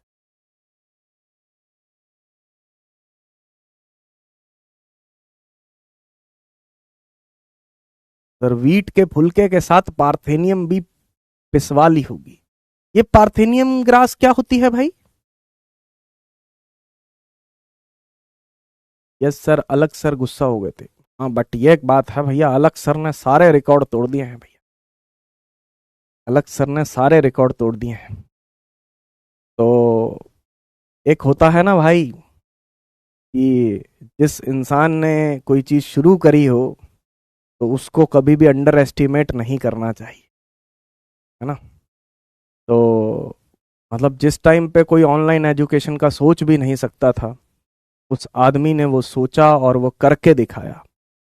और अब आप सोचो भाई, बायो पढ़ा रहे हैं, बायो पढ़ा रहे हैं भाई।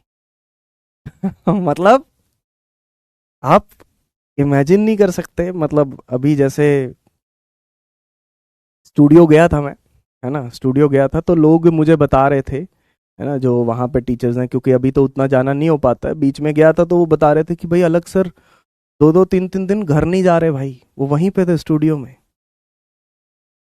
दो दो तीन तीन दिन घर नहीं जा रहे भाई। मतलब अलग लेवल डेडिकेशन भाई। तो मतलब ये डेडिकेशन देख के पता चलता है कि वो इंसान आज जहाँ पे है ना, तो वो क्यों है ना, वो क्यों है। वो कहते हैं ना, क्रिकेट में कहते हैं कि भाई फॉर्म टेम्परेरी होती है कि क्लास परमानेंट होती है। जैसे अब विराट कोहली है भाई, खराब फॉर्म से जूझ रहा है, लेकिन कुछ छोटा प्लेयर थोड़ी है, वो बहुत बड़ा प्लेयर है भाई, वो बहुत बड़ा प्लेयर है, आ जाएगा वापस, आ जाएगी फॉर्म उस। तो वही बात है कि भाई फॉर्म टेम्परेरी होती है, क्लास परमानेंट होती है।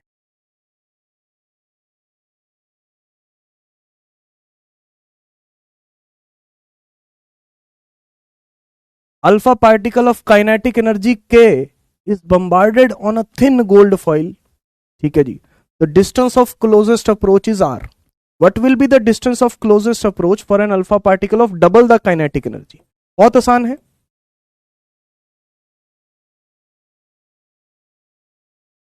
2 kZe² अपॉन काइनेटिक एनर्जी, यही होता है। ठीक है जी। हम्म, देखो देखो देखो, तो अब काइनेटिक एनर्जी डबल कर दी भाई, ये इनवर्सली प्रोपोर्शनल है दोनों, बस सिंपल सी बात है यार। आप खुद सोच लो यार, काइनेटिक एनर्जी डबल कर दी यार, इसको आप R0 ई की वैल्यू पहले के रख दो, इसको R बोला इन्होंने, फिर के की जगह पे k/2 R डैश बोल लो, तो के की जगह पे k/2, तो ये R dash is proportional to 2/k। तो यहां पे आ रहा है 1/k, यहां पे आ रहा है 2/k, तो R डैश क्या आ गया?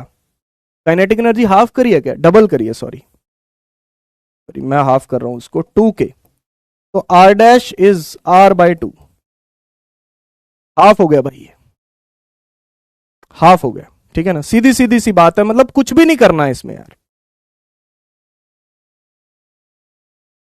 कुछ भी नहीं करना है।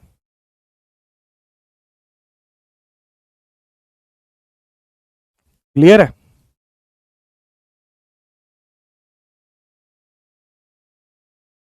सर वाई अलग सर इज टीचिंग बायोलॉजी।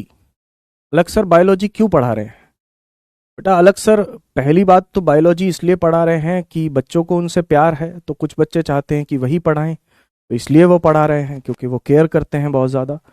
दूसरी चीज़ है कि कई बार जो है गलत फहमियाँ हो जाती हैं कुछ लोगों को, तो कुछ लोगों की गलत फहमियाँ भी दूर करनी पड़ती हैं भाई, ठीक है ना, तो इसलिए भी ये काम करना पड़ता है।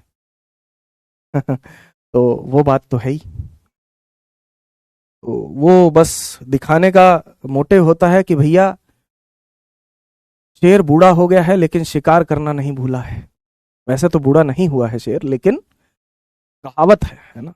हाँ, वो वाली बात है।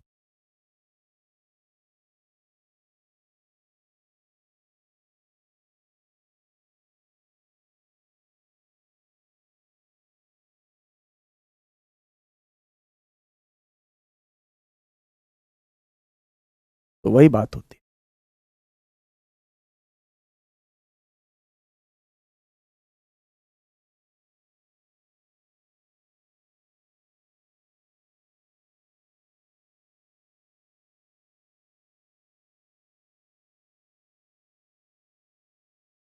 अब तनुज सर बॉटनी पढ़ाएंगे? नहीं नहीं भैया, मेरी इतनी औकात नहीं है, तो हम यही पढ़ा लें वही बहुत। चलो, हाँ मतलब मैं थोड़ा बहुत केमिस्ट्री आपको पढ़ा, केमिस्ट्री पढ़ाने के बारे में फिर भी सोच सकते हो। केमिस्ट्री में सिर्फ फिजिकल केमिस्ट्री, ये मैं अगर मान लो कि मैं मेरे को चूज करना पड़ता ना कि भाई मेरे को सिर्फ ऑप्शन होता मेरे पास कि मेरे को सिर्फ फिजिकल पढ़ानी है, तो शायद मैं फिजिकल केमिस्ट्री पढ़ाना चूज करता। फिजिकल केमिस्ट्री मेरे को बहुत पसंद है, आज भी बहुत पसंद है, वो मैं पढ़ा सकता हूँ।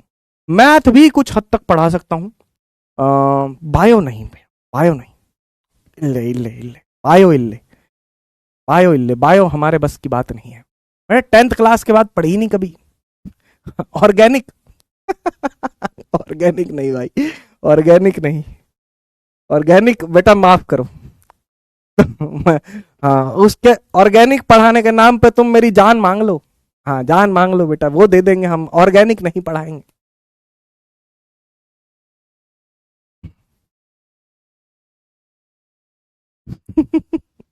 अब फिजिकल केमिस्ट्री में पढ़ा दूंगा, अगर आप मेरे को बोलोगे कि हाँ भाई पढ़ानी है, तो फिर मैं तैयारी करके पढ़ा दूंगा, ठीक है ना, वो पॉसिबल है मेरे लिए, मतलब जो पॉसिबल है वो है, जो नहीं है वो नहीं है भाई।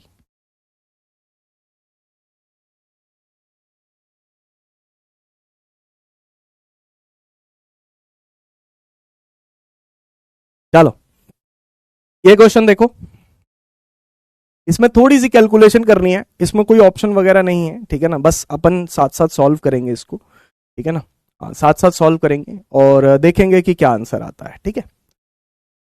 Alpha particle is projected with 0.08 mega electron volt energy towards an atom of atomic number z is equals to 80, find the closest distance of approach.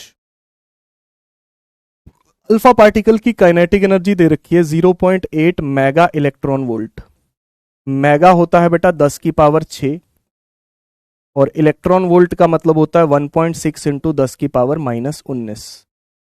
तो ये हो गया हमारे पास काइनेटिक एनर्जी, ठीक है जी। तो क्लोजेस्ट डिस्टेंस ऑफ अप्रोच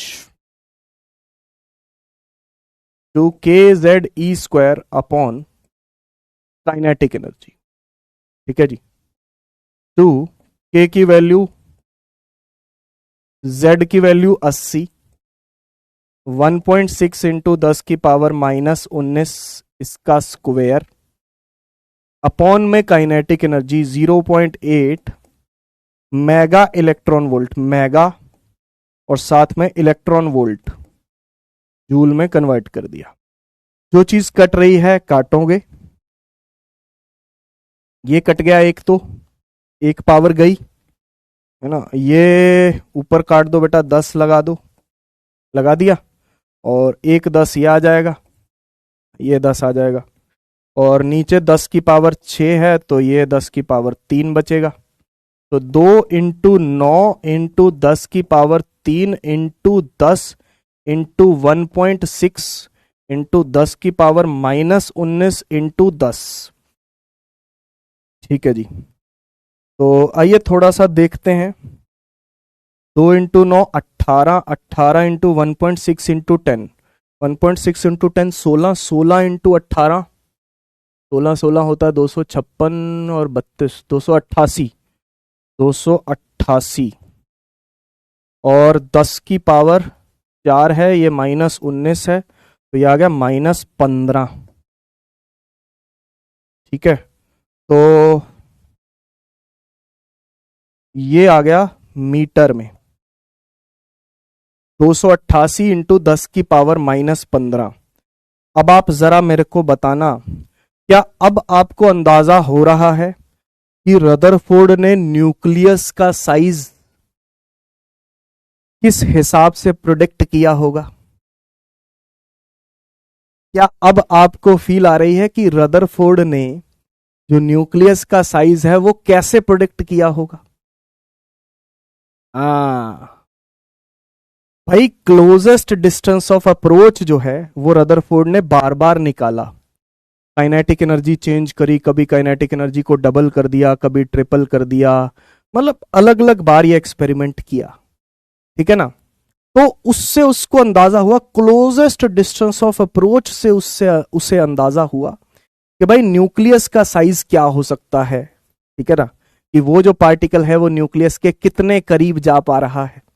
ठीक है ना, तो इस करीबी से पता चला कि भाई कि न्यूक्लियस का साइज अंदाजे से कितना होगा। मैं ये नहीं कह रहा कि उसने एग्जैक्ट पता कर लिया, ठीक है जी, मैं ये बिल्कुल नहीं कह रहा कि उसने एग्जैक्ट पता कर लिया, लेकिन इस बात से उसको ये अंदाजा जरूर हो गया था जब उसने ये वैल्यूज निकाली। फिर उसने काइनेटिक एनर्जी चेंज भी करी, बार बार एक्सपेरिमेंट किया, कभी 0.8 ली, कभी 1 ले ली, कभी 2 ले ली, 3 ले ली, ऐसे करके बार बार एक्सपेरिमेंट्स किए गए। हर बार जो क्लोजेस्ट डिस्टेंस अप्रोच है वो इसी की रेंज में आ रहा था, थोड़ा ऊपर नीचे जा रहा था, इसी की रेंज में आ रहा था। इससे उसने अंदाजा लगाया न्यूक्लियस के साइज का। ठीक है ना, तो आप देखो यहां पे आंसर जो आ रहा है वो 288 इंटू 10 की पावर -15 आ रहा है। इस पे कोई न्यूमेरिकल भी बन सकता है, तो करने का तरीका यही है। ठीक है जी, जो हमने यहां पे किया वही करने का तरीका है। ठीक, ओके। इलेक्ट्रॉन वोल्ट को गलत लिया है, अरे मेगा है बेटा, मेगा 10 की पावर 6। सर 0.288 पिकोमीटर बोल सकते हैं क्या? बोल सकते हो, जैसे मर्जी बोलो। आगे है इंपैक्ट पैरामीटर। एक और क्राइटेरिया था, न्यूक्लियस का साइज और एटम का साइज निकालने का एक और क्राइटेरिया था, सिर्फ क्लोजेस्ट डिस्टेंस ऑफ अप्रोच नहीं था, that was one of the criterias. एक और क्राइटेरिया था, उस क्राइटेरिया का नाम था इंपैक्ट पैरामीटर। ये क्या है सर, बताते हैं। इंपैक्ट पैरामीटर का मतलब होता है कि सेंटर से कितना ऊपर या कितना नीचे, सेंटर से कितना ऊपर या कितना नीचे, ये सेंटर है, ये सेंटर वाली लाइन है, लेकिन आपका जो अल्फा पार्टिकल है वो सेंटर वाली सीध पे नहीं है, थोड़ा सा ऊपर है। तो ये जो डिस्टेंस होगा उसका सेंटर वाली लाइन से जो परपेंडिकुलर डिस्टेंस होगा, सेंटर वाली लाइन से, सेंटर वाली लाइन से जो उसकी वेलोसिटी का, सेंटर वाली लाइन से जो उसकी इनिशियल वेलोसिटी का परपेंडिकुलर डिस्टेंस होगा वो इंपैक्ट पैरामीटर होगा। सेंटर वाली लाइन से जो उसकी इनिशियल वेलोसिटी का परपेंडिकुलर डिस्टेंस होगा वो इंपैक्ट पैरामीटर कहलाएगा, वो इंपैक्ट पैरामीटर कहलाएगा। सेंटर वाली लाइन से, सेंटर वाली लाइन से, ये सेंटर वाली लाइन है, सेंटर वाली लाइन से उसकी इनिशियल वेलोसिटी का जो परपेंडिकुलर डिस्टेंस होगा वो इंपैक्ट पैरामीटर कहलाएगा। ऊपर भी हो सकता है, नीचे भी हो सकता है, वो कहीं भी हो सकता है। मैंने ऊपर बनाया है, ऊपर जरूरी नहीं है ऊपर बनाना है, आप नीचे भी बना सकते हो, कोई दिक्कत नहीं है। लिखा हुआ है it is the perpendicular distance of the initial velocity vector of alpha particle from the nucleus when the particle is far away from the nucleus. From the nucleus मतलब सेंटर वाली लाइन, फ्रॉम द न्यूक्लियस कहने का मतलब है centre वाली line से जो perpendicular distance है, when the particle is far away from the nucleus, जब पार्टिकल बहुत दूर है, जब अल्फा पार्टिकल बहुत दूर है तो उसका जो परपेंडिकुलर डिस्टेंस है वो जो है वो इंपैक्ट पैरामीटर है, ये एंगल ऑफ डेविएशन है।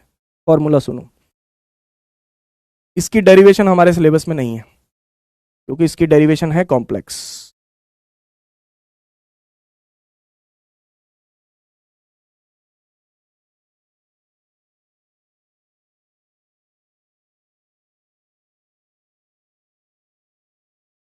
देखो भाई फॉर्मूले, इसमें कोई फर्क नजर आ रहा है आपको? क्लोजेस्ट डिस्टेंस ऑफ अप्रोच वाला जो फॉर्मूला था और ये फॉर्मूला है, देखो बेटा क्या फर्क नजर आ रहा है आपको? क्या फर्क नजर आ रहा है? कुछ फर्क नजर आ रहा है जो आप याद कर सकते हो? हाँ देखो, वहां पे था 2 kz e², 2 kz e² by kinetic energy. याद कैसे करना, आप याद करना, देखो हाँ 2 हट गया, 2 हट गया, यहां पे जो 2 था वो नहीं लगाना, नहीं लगाना, ठीक है। कॉट थीटा बाई 2 आ गया, उसकी जगह पे आ गया कॉट थीटा बाई 2। वो वाला 2 जो है वो हटा दो, ये वाला 2 हटा दो, यहां पे जो 2 था वो हटा दो, ठीक है जी, हटा दिया, हाँ सर हटा दिया, उसकी जगह पे कॉट थीटा बाई 2, बस। ये कैसे आता है सर? मैं सिर्फ आपको इतना बता सकता हूं कि ये कैसे आता है। इसके लिए energy and angular momentum conserve किया जाता है।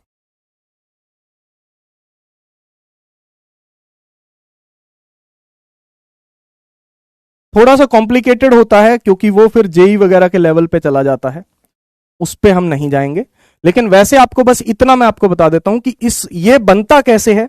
ये 2 इक्वेशंस का यूज करके बनता है, एक तो एनर्जी कंजर्वेशन और एक एंगुलर मोमेंटम कंजर्वेशन, ठीक है जी। 2 चीजों का कंजर्वेशन किया जाता है, एक एनर्जी कंजर्वेशन किया जाता है, एक एंगुलर मोमेंटम कंजर्वेशन किया जाता है, इसके अबाउट, ठीक है जी, इसके अबाउट, न्यूक्लियस के सेंटर के अबाउट एंगुलर मोमेंटम कंजर्व होता है, अबाउट न्यूक्लियस सेंटर। सभी लोग मुझे बताएंगे एंगुलर मोमेंटम कब कंजर्व होता है? भाई रोटेशन चैप्टर सभी ने पढ़ रखा है, कहीं ना कहीं से पढ़ा होगा या मेरे से पढ़ा होगा। एंगुलर मोमेंटम कब कंजर्व होता है? कब कंजर्व होता है भाई? एंगुलर मोमेंटम कब कंजर्व होता है? क्या कंडीशन होती है एंगुलर मोमेंटम के कंजर्व होने के लिए? किस कंडीशन के अंदर एंगुलर मोमेंटम कंजर्व होता है?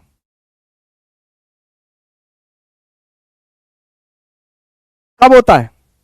टॉर्क, हाँ torque, torque, torque zero, torque zero, बिल्कुल।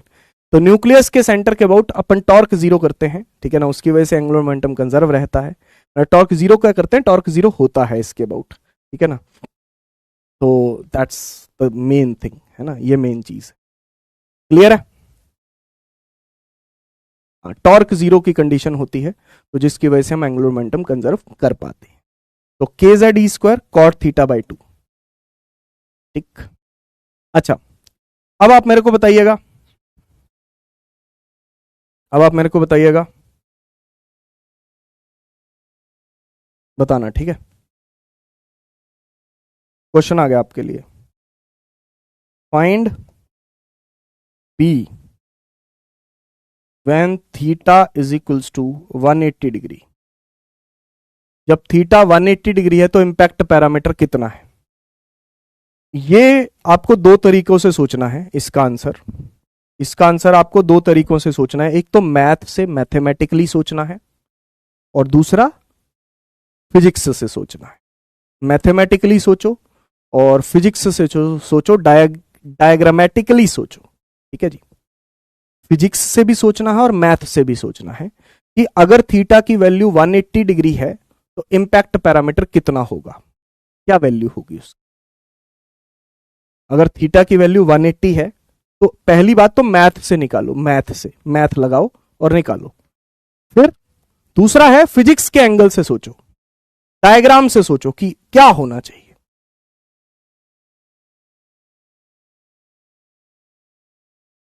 देखो मैथ क्या कहता है, मैथ ये कहता है, बहुत बढ़िया, काफी सारे लोग जवाब दे रहे हैं, सहनाज, नितिन, रवि, करण, योगिता, सृष्टि, ऋतु, आयशा, ऋषिकेश, सुहाना, तायब, बहुत बढ़िया।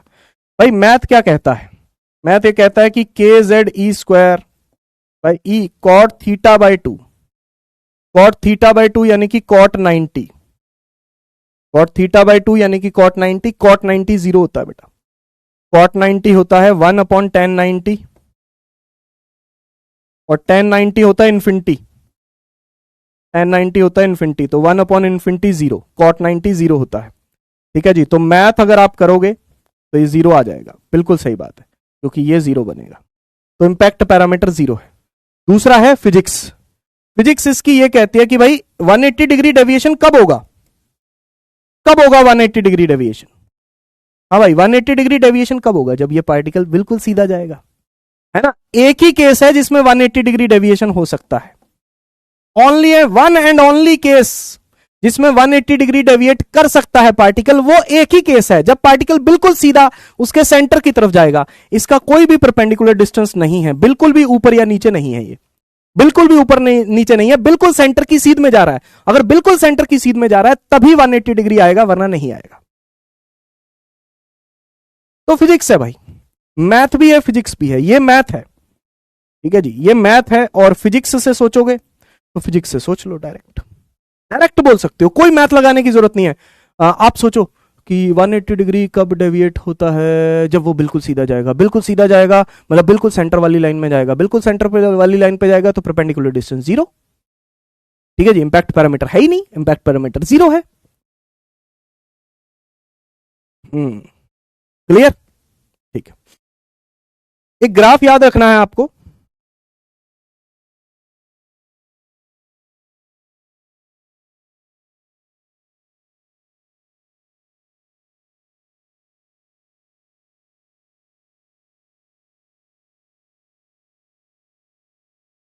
नंबर ऑफ पार्टिकल्स डेविएटेड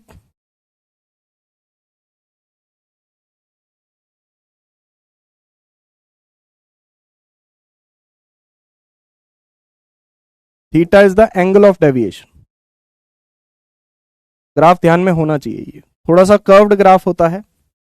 ऐसे इस ग्राफ का कुछ नाम नहीं है, ठीक है जी, ऐसे इस ग्राफ का कुछ नाम नहीं है बस, लेकिन आपको ध्यान में रहना चाहिए कि भाई 0 डिग्री पे डेविएट होने वाले, यानी कि बिल्कुल भी ना डेविएट होने वाले, एंगल ऑफ डेविएशन 0 डिग्री, मतलब पार्टिकल सीधे निकल गए। ऐसे वाले पार्टिकल्स गिनती में बहुत ज्यादा है, गिनती में बहुत ज्यादा है। और 180 डिग्री डेविएट होने वाले पार्टिकल्स तो इक्का दुक्का ही बचते हैं भैया। सबसे ज्यादा गिनती में कौन है?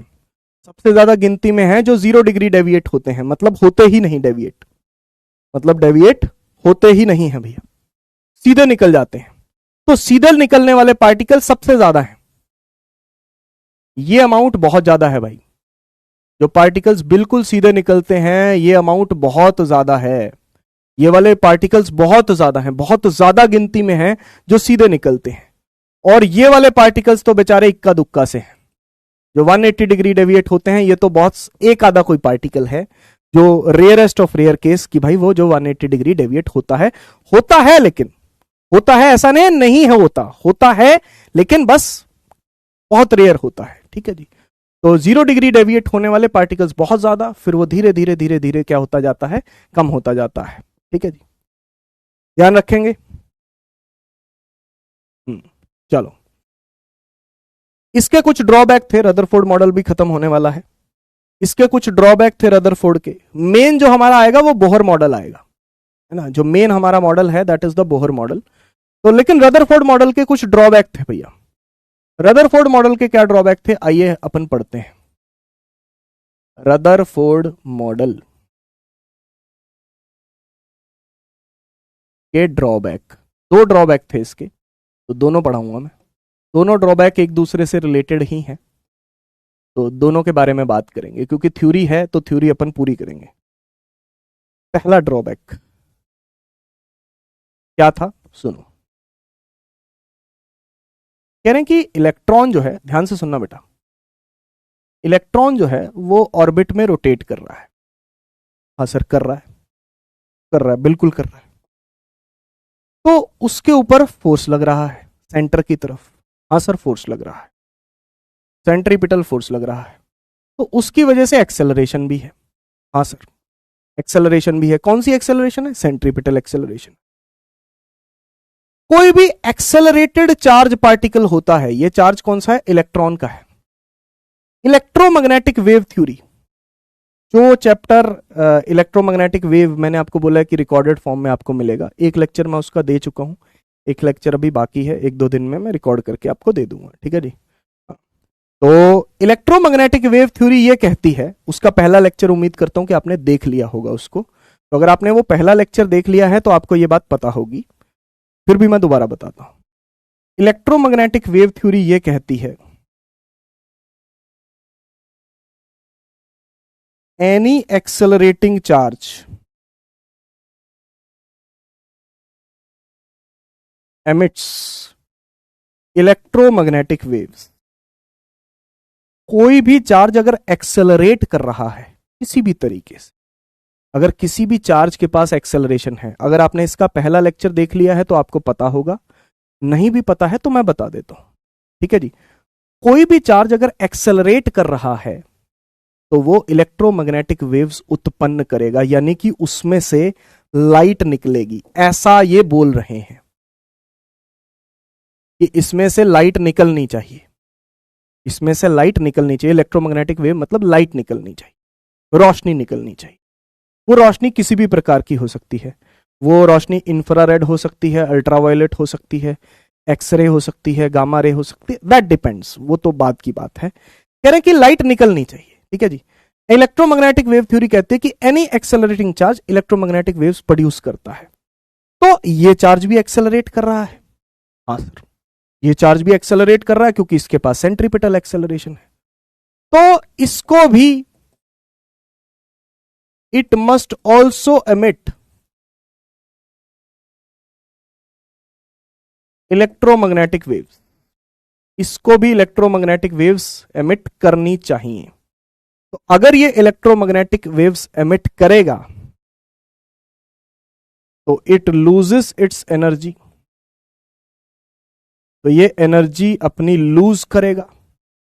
तो एनर्जी अगर ये लूज करेगा तो इसके लिए ये वेलोसिटी मेंटेन करना मुश्किल हो जाएगा। अगर मुश्किल हो जाएगा तो फिर वो धीरे धीरे धीरे धीरे स्पाइरल पाथ को फॉलो करता हुआ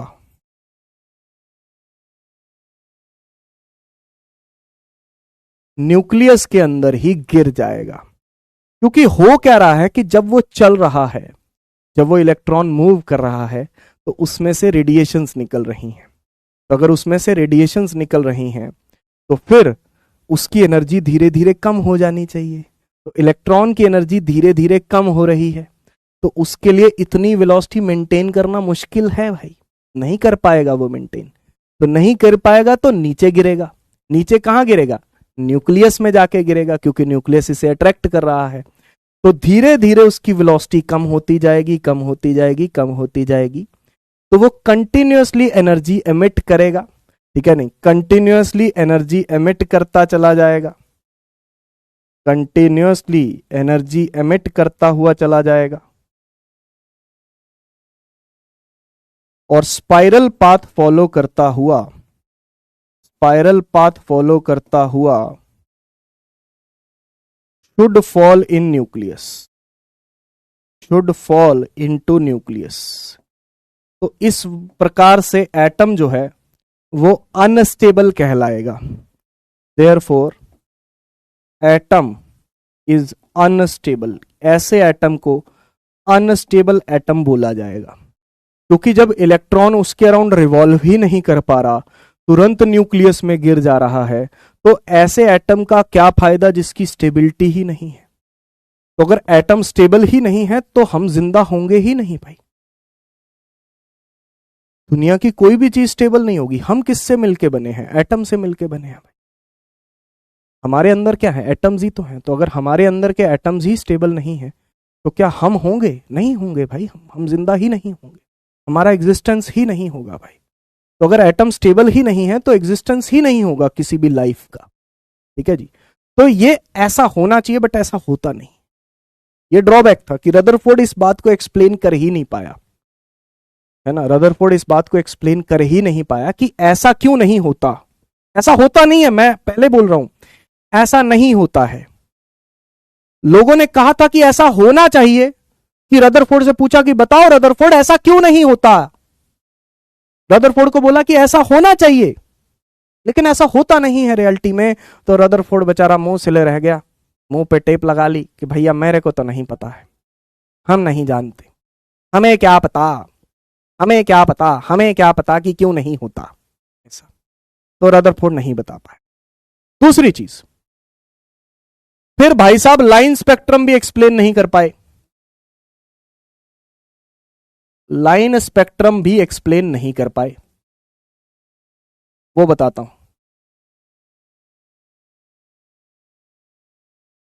थॉमसन भी एक्सप्लेन नहीं कर पाया था। खैर थॉमसन तो कुछ भी एक्सप्लेन नहीं कर पाया, रदरफोर्ड तो उससे मच बेटर था। ठीक है जी। तो रदरफोर्ड साहब जो है लाइन स्पेक्ट्रम एक्सप्लेन नहीं कर पाए। कैसे, बताता हूं।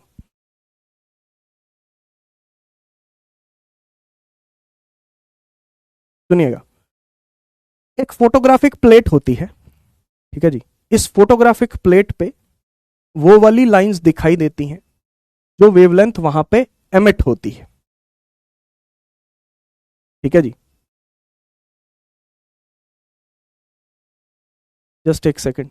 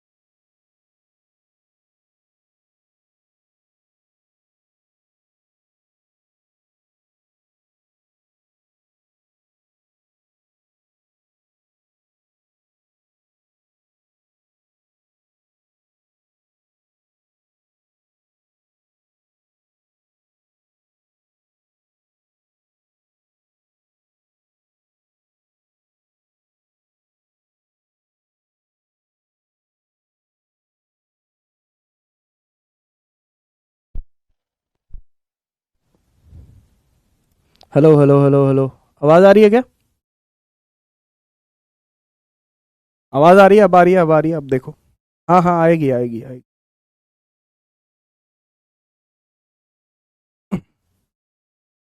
अब देखो, अब आ रही है। ठीक है ठीक है ठीक है ठीक है। ओके, ठीक है। हाँ अब आएगी। वो एक्चुअली मैंने लाइट वाला बटन बंद किया ना, तो उससे आवाज भी बंद हो गई भाई। वो उसी से कनेक्टेड है। हाँ ठीक है। चलो इधर सुनो, इधर देखो। तो भाई ये कह रहे हैं कि स्पाइरल पाथ फॉलो करता हुआ वो जो है स्पाइरल पाथ फॉलो करता हुआ न्यूक्लियस में गिर जाना चाहिए। तो वो एक यहाँ पे मेन वर्ड है, वो कंटिन्यूसली एनर्जी एमिट करता है। जो Lyman Balmer Paschen Brackett Pfund series होती हैं, उसमें जो है ना लाइन स्पेक्ट्रम दिखता है आपको। यानी कि एक फोटोग्राफिक प्लेट होती है, उस फोटोग्राफिक प्लेट्स पे आपको अलग अलग वेवलेंथ की लाइट दिखती है ना। उस फोटोग्राफिक प्लेट पे अलग अलग वेवलेंथ की लाइट आपको दिखाई देती है, उसको लाइन स्पेक्ट्रम कहते हैं। रदरफोर्ड के हिसाब से कि भाई अगर इलेक्ट्रॉन स्पाइरल पाथ फॉलो करता हुआ नीचे गिर रहा है तो वो कंटिन्यूसली एनर्जी एमिट कर रहा है।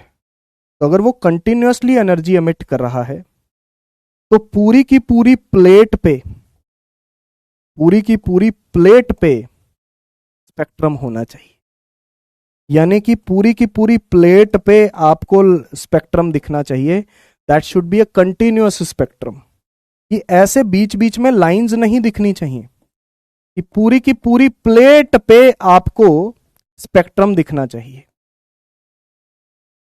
जैसे रियलिटी में क्या होता है, रियलिटी में कंटिन्यूअस स्पेक्ट्रम नहीं होता।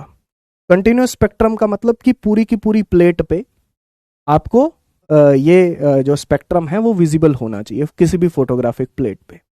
लेकिन रियलिटी में सिर्फ बीच बीच में लाइंस दिखती हैं। ये वाला हिस्सा डार्क होता है। अब ये देखो, बीच में जो हिस्सा है आपको दिख रहा है डार्क है।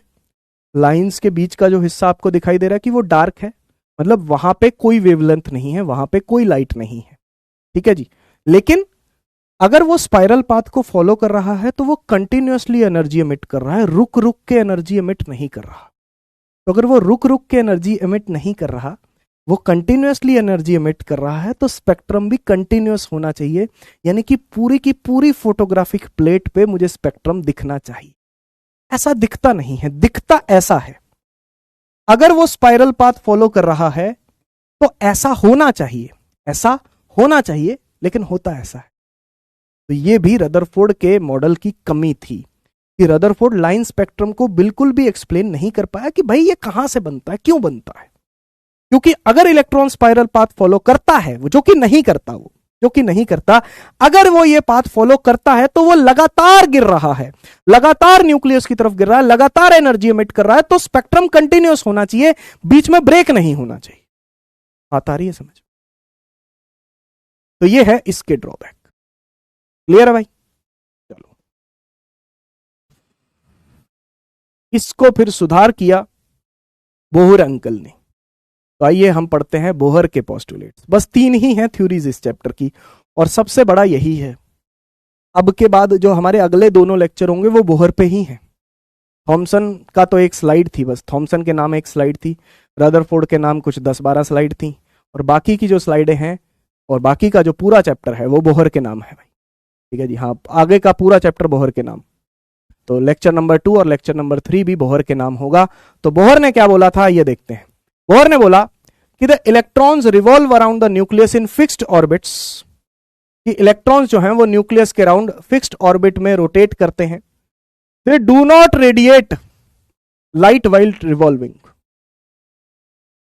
वो कह रहा है कि भाई ये जो ऑर्बिट्स होते हैं ना भाई, ये एक फिक्स ऑर्बिट्स होते हैं, ऐसे स्पाइरल स्पूरल पाथ फॉलो नहीं हो पाता है। वो बोहर ने बोला कि ये इलेक्ट्रोमैग्नेटिक थ्योरी यहां नहीं काम करती। इलेक्ट्रोमैग्नेटिक थ्योरी कह रहे यहां नहीं काम करती, एटम के अंदर नहीं काम करती है ये थ्योरी। ठीक है जी। तो उन्होंने कहा कि ये जो न्यूक्लियस के अराउंड जो इलेक्ट्रॉन रिवॉल्व करते हैं, ये ऑर्बिट्स होते हैं फिक्स। ये ऑर्बिट्स क्या होते हैं भाई? फिक्स होते हैं। ये रेडिएट नहीं करते energy, they do not radiate energy while revolving. ये घूमते हुए एनर्जी एमिट नहीं करते, क्योंकि अगर ये घूमते हुए एनर्जी एमिट करेंगे तो अनस्टेबल हो जाएंगे भैया, जबकि ऐसा प्रैक्टिकली नहीं होता है। इसका कोई और डिटेल्ड एक्सप्लेनेशन तो बोहर के पास नहीं था, लेकिन बस उसने इतना बोला कि भाई इलेक्ट्रोमैग्नेटिक वेव थ्योरी यहां पे एप्लीकेबल नहीं हो पाती है, ये फिक्स्ड ऑर्बिट्स होते हैं। ठीक है जी, फिक्स्ड ऑर्बिट्स होते हैं और इलेक्ट्रॉन्स इसमें एनर्जी एमिट नहीं करते, घूमते हुए इलेक्ट्रॉन्स एनर्जी एमिट नहीं करते हैं। इलेक्ट्रोमैग्नेटिक वेव थ्योरी यहां पे काम नहीं करती है। और उसने दूसरी बात बोली जो कि स्टार पॉइंट है इसके पोस्टुलेट्स का। ठीक है जी, जो बहुत ही इंपॉर्टेंट पॉइंट है, जो दूसरी बात इसने बोली, जो आगे साके सारी कैलकुलेशंस का आधार बनता है, कि सिर्फ वही ऑर्बिट्स एग्जिस्ट करते हैं जिनके लिए एंगुलर मोमेंटम क्वांटाइज्ड होता है।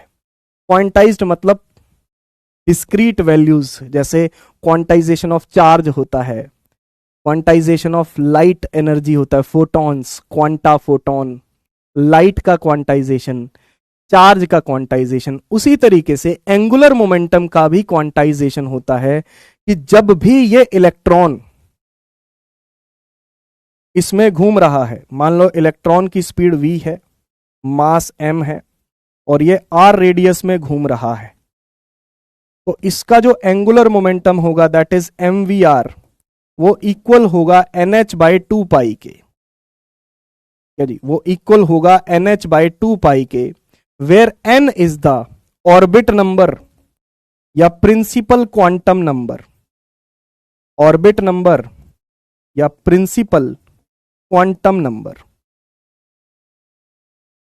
इसको ऑर्बिट नंबर कहते हैं या प्रिंसिपल क्वांटम नंबर कहते हैं भाई। ऑर्बिट नंबर या प्रिंसिपल क्वांटम नंबर। ठीक है जी, इसको दोनों तरीकों से बोल सकते हैं, ऑर्बिट नंबर भी बोल सकते हैं और प्रिंसिपल क्वांटम नंबर भी बोल सकते हैं। mvr is equal to nh/2 pi. Clear हो रही है भाई बात? बताना भाई। देखो देखो देखो, mvr is equal to nh/2 पाई।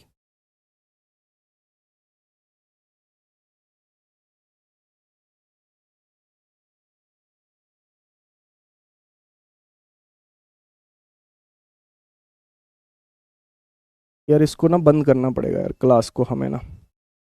चलो यार बाय, मिलते हैं। अब इससे ज़्यादा वो इन्वर्टर नहीं झेल पा रहा है। ठीक है जी।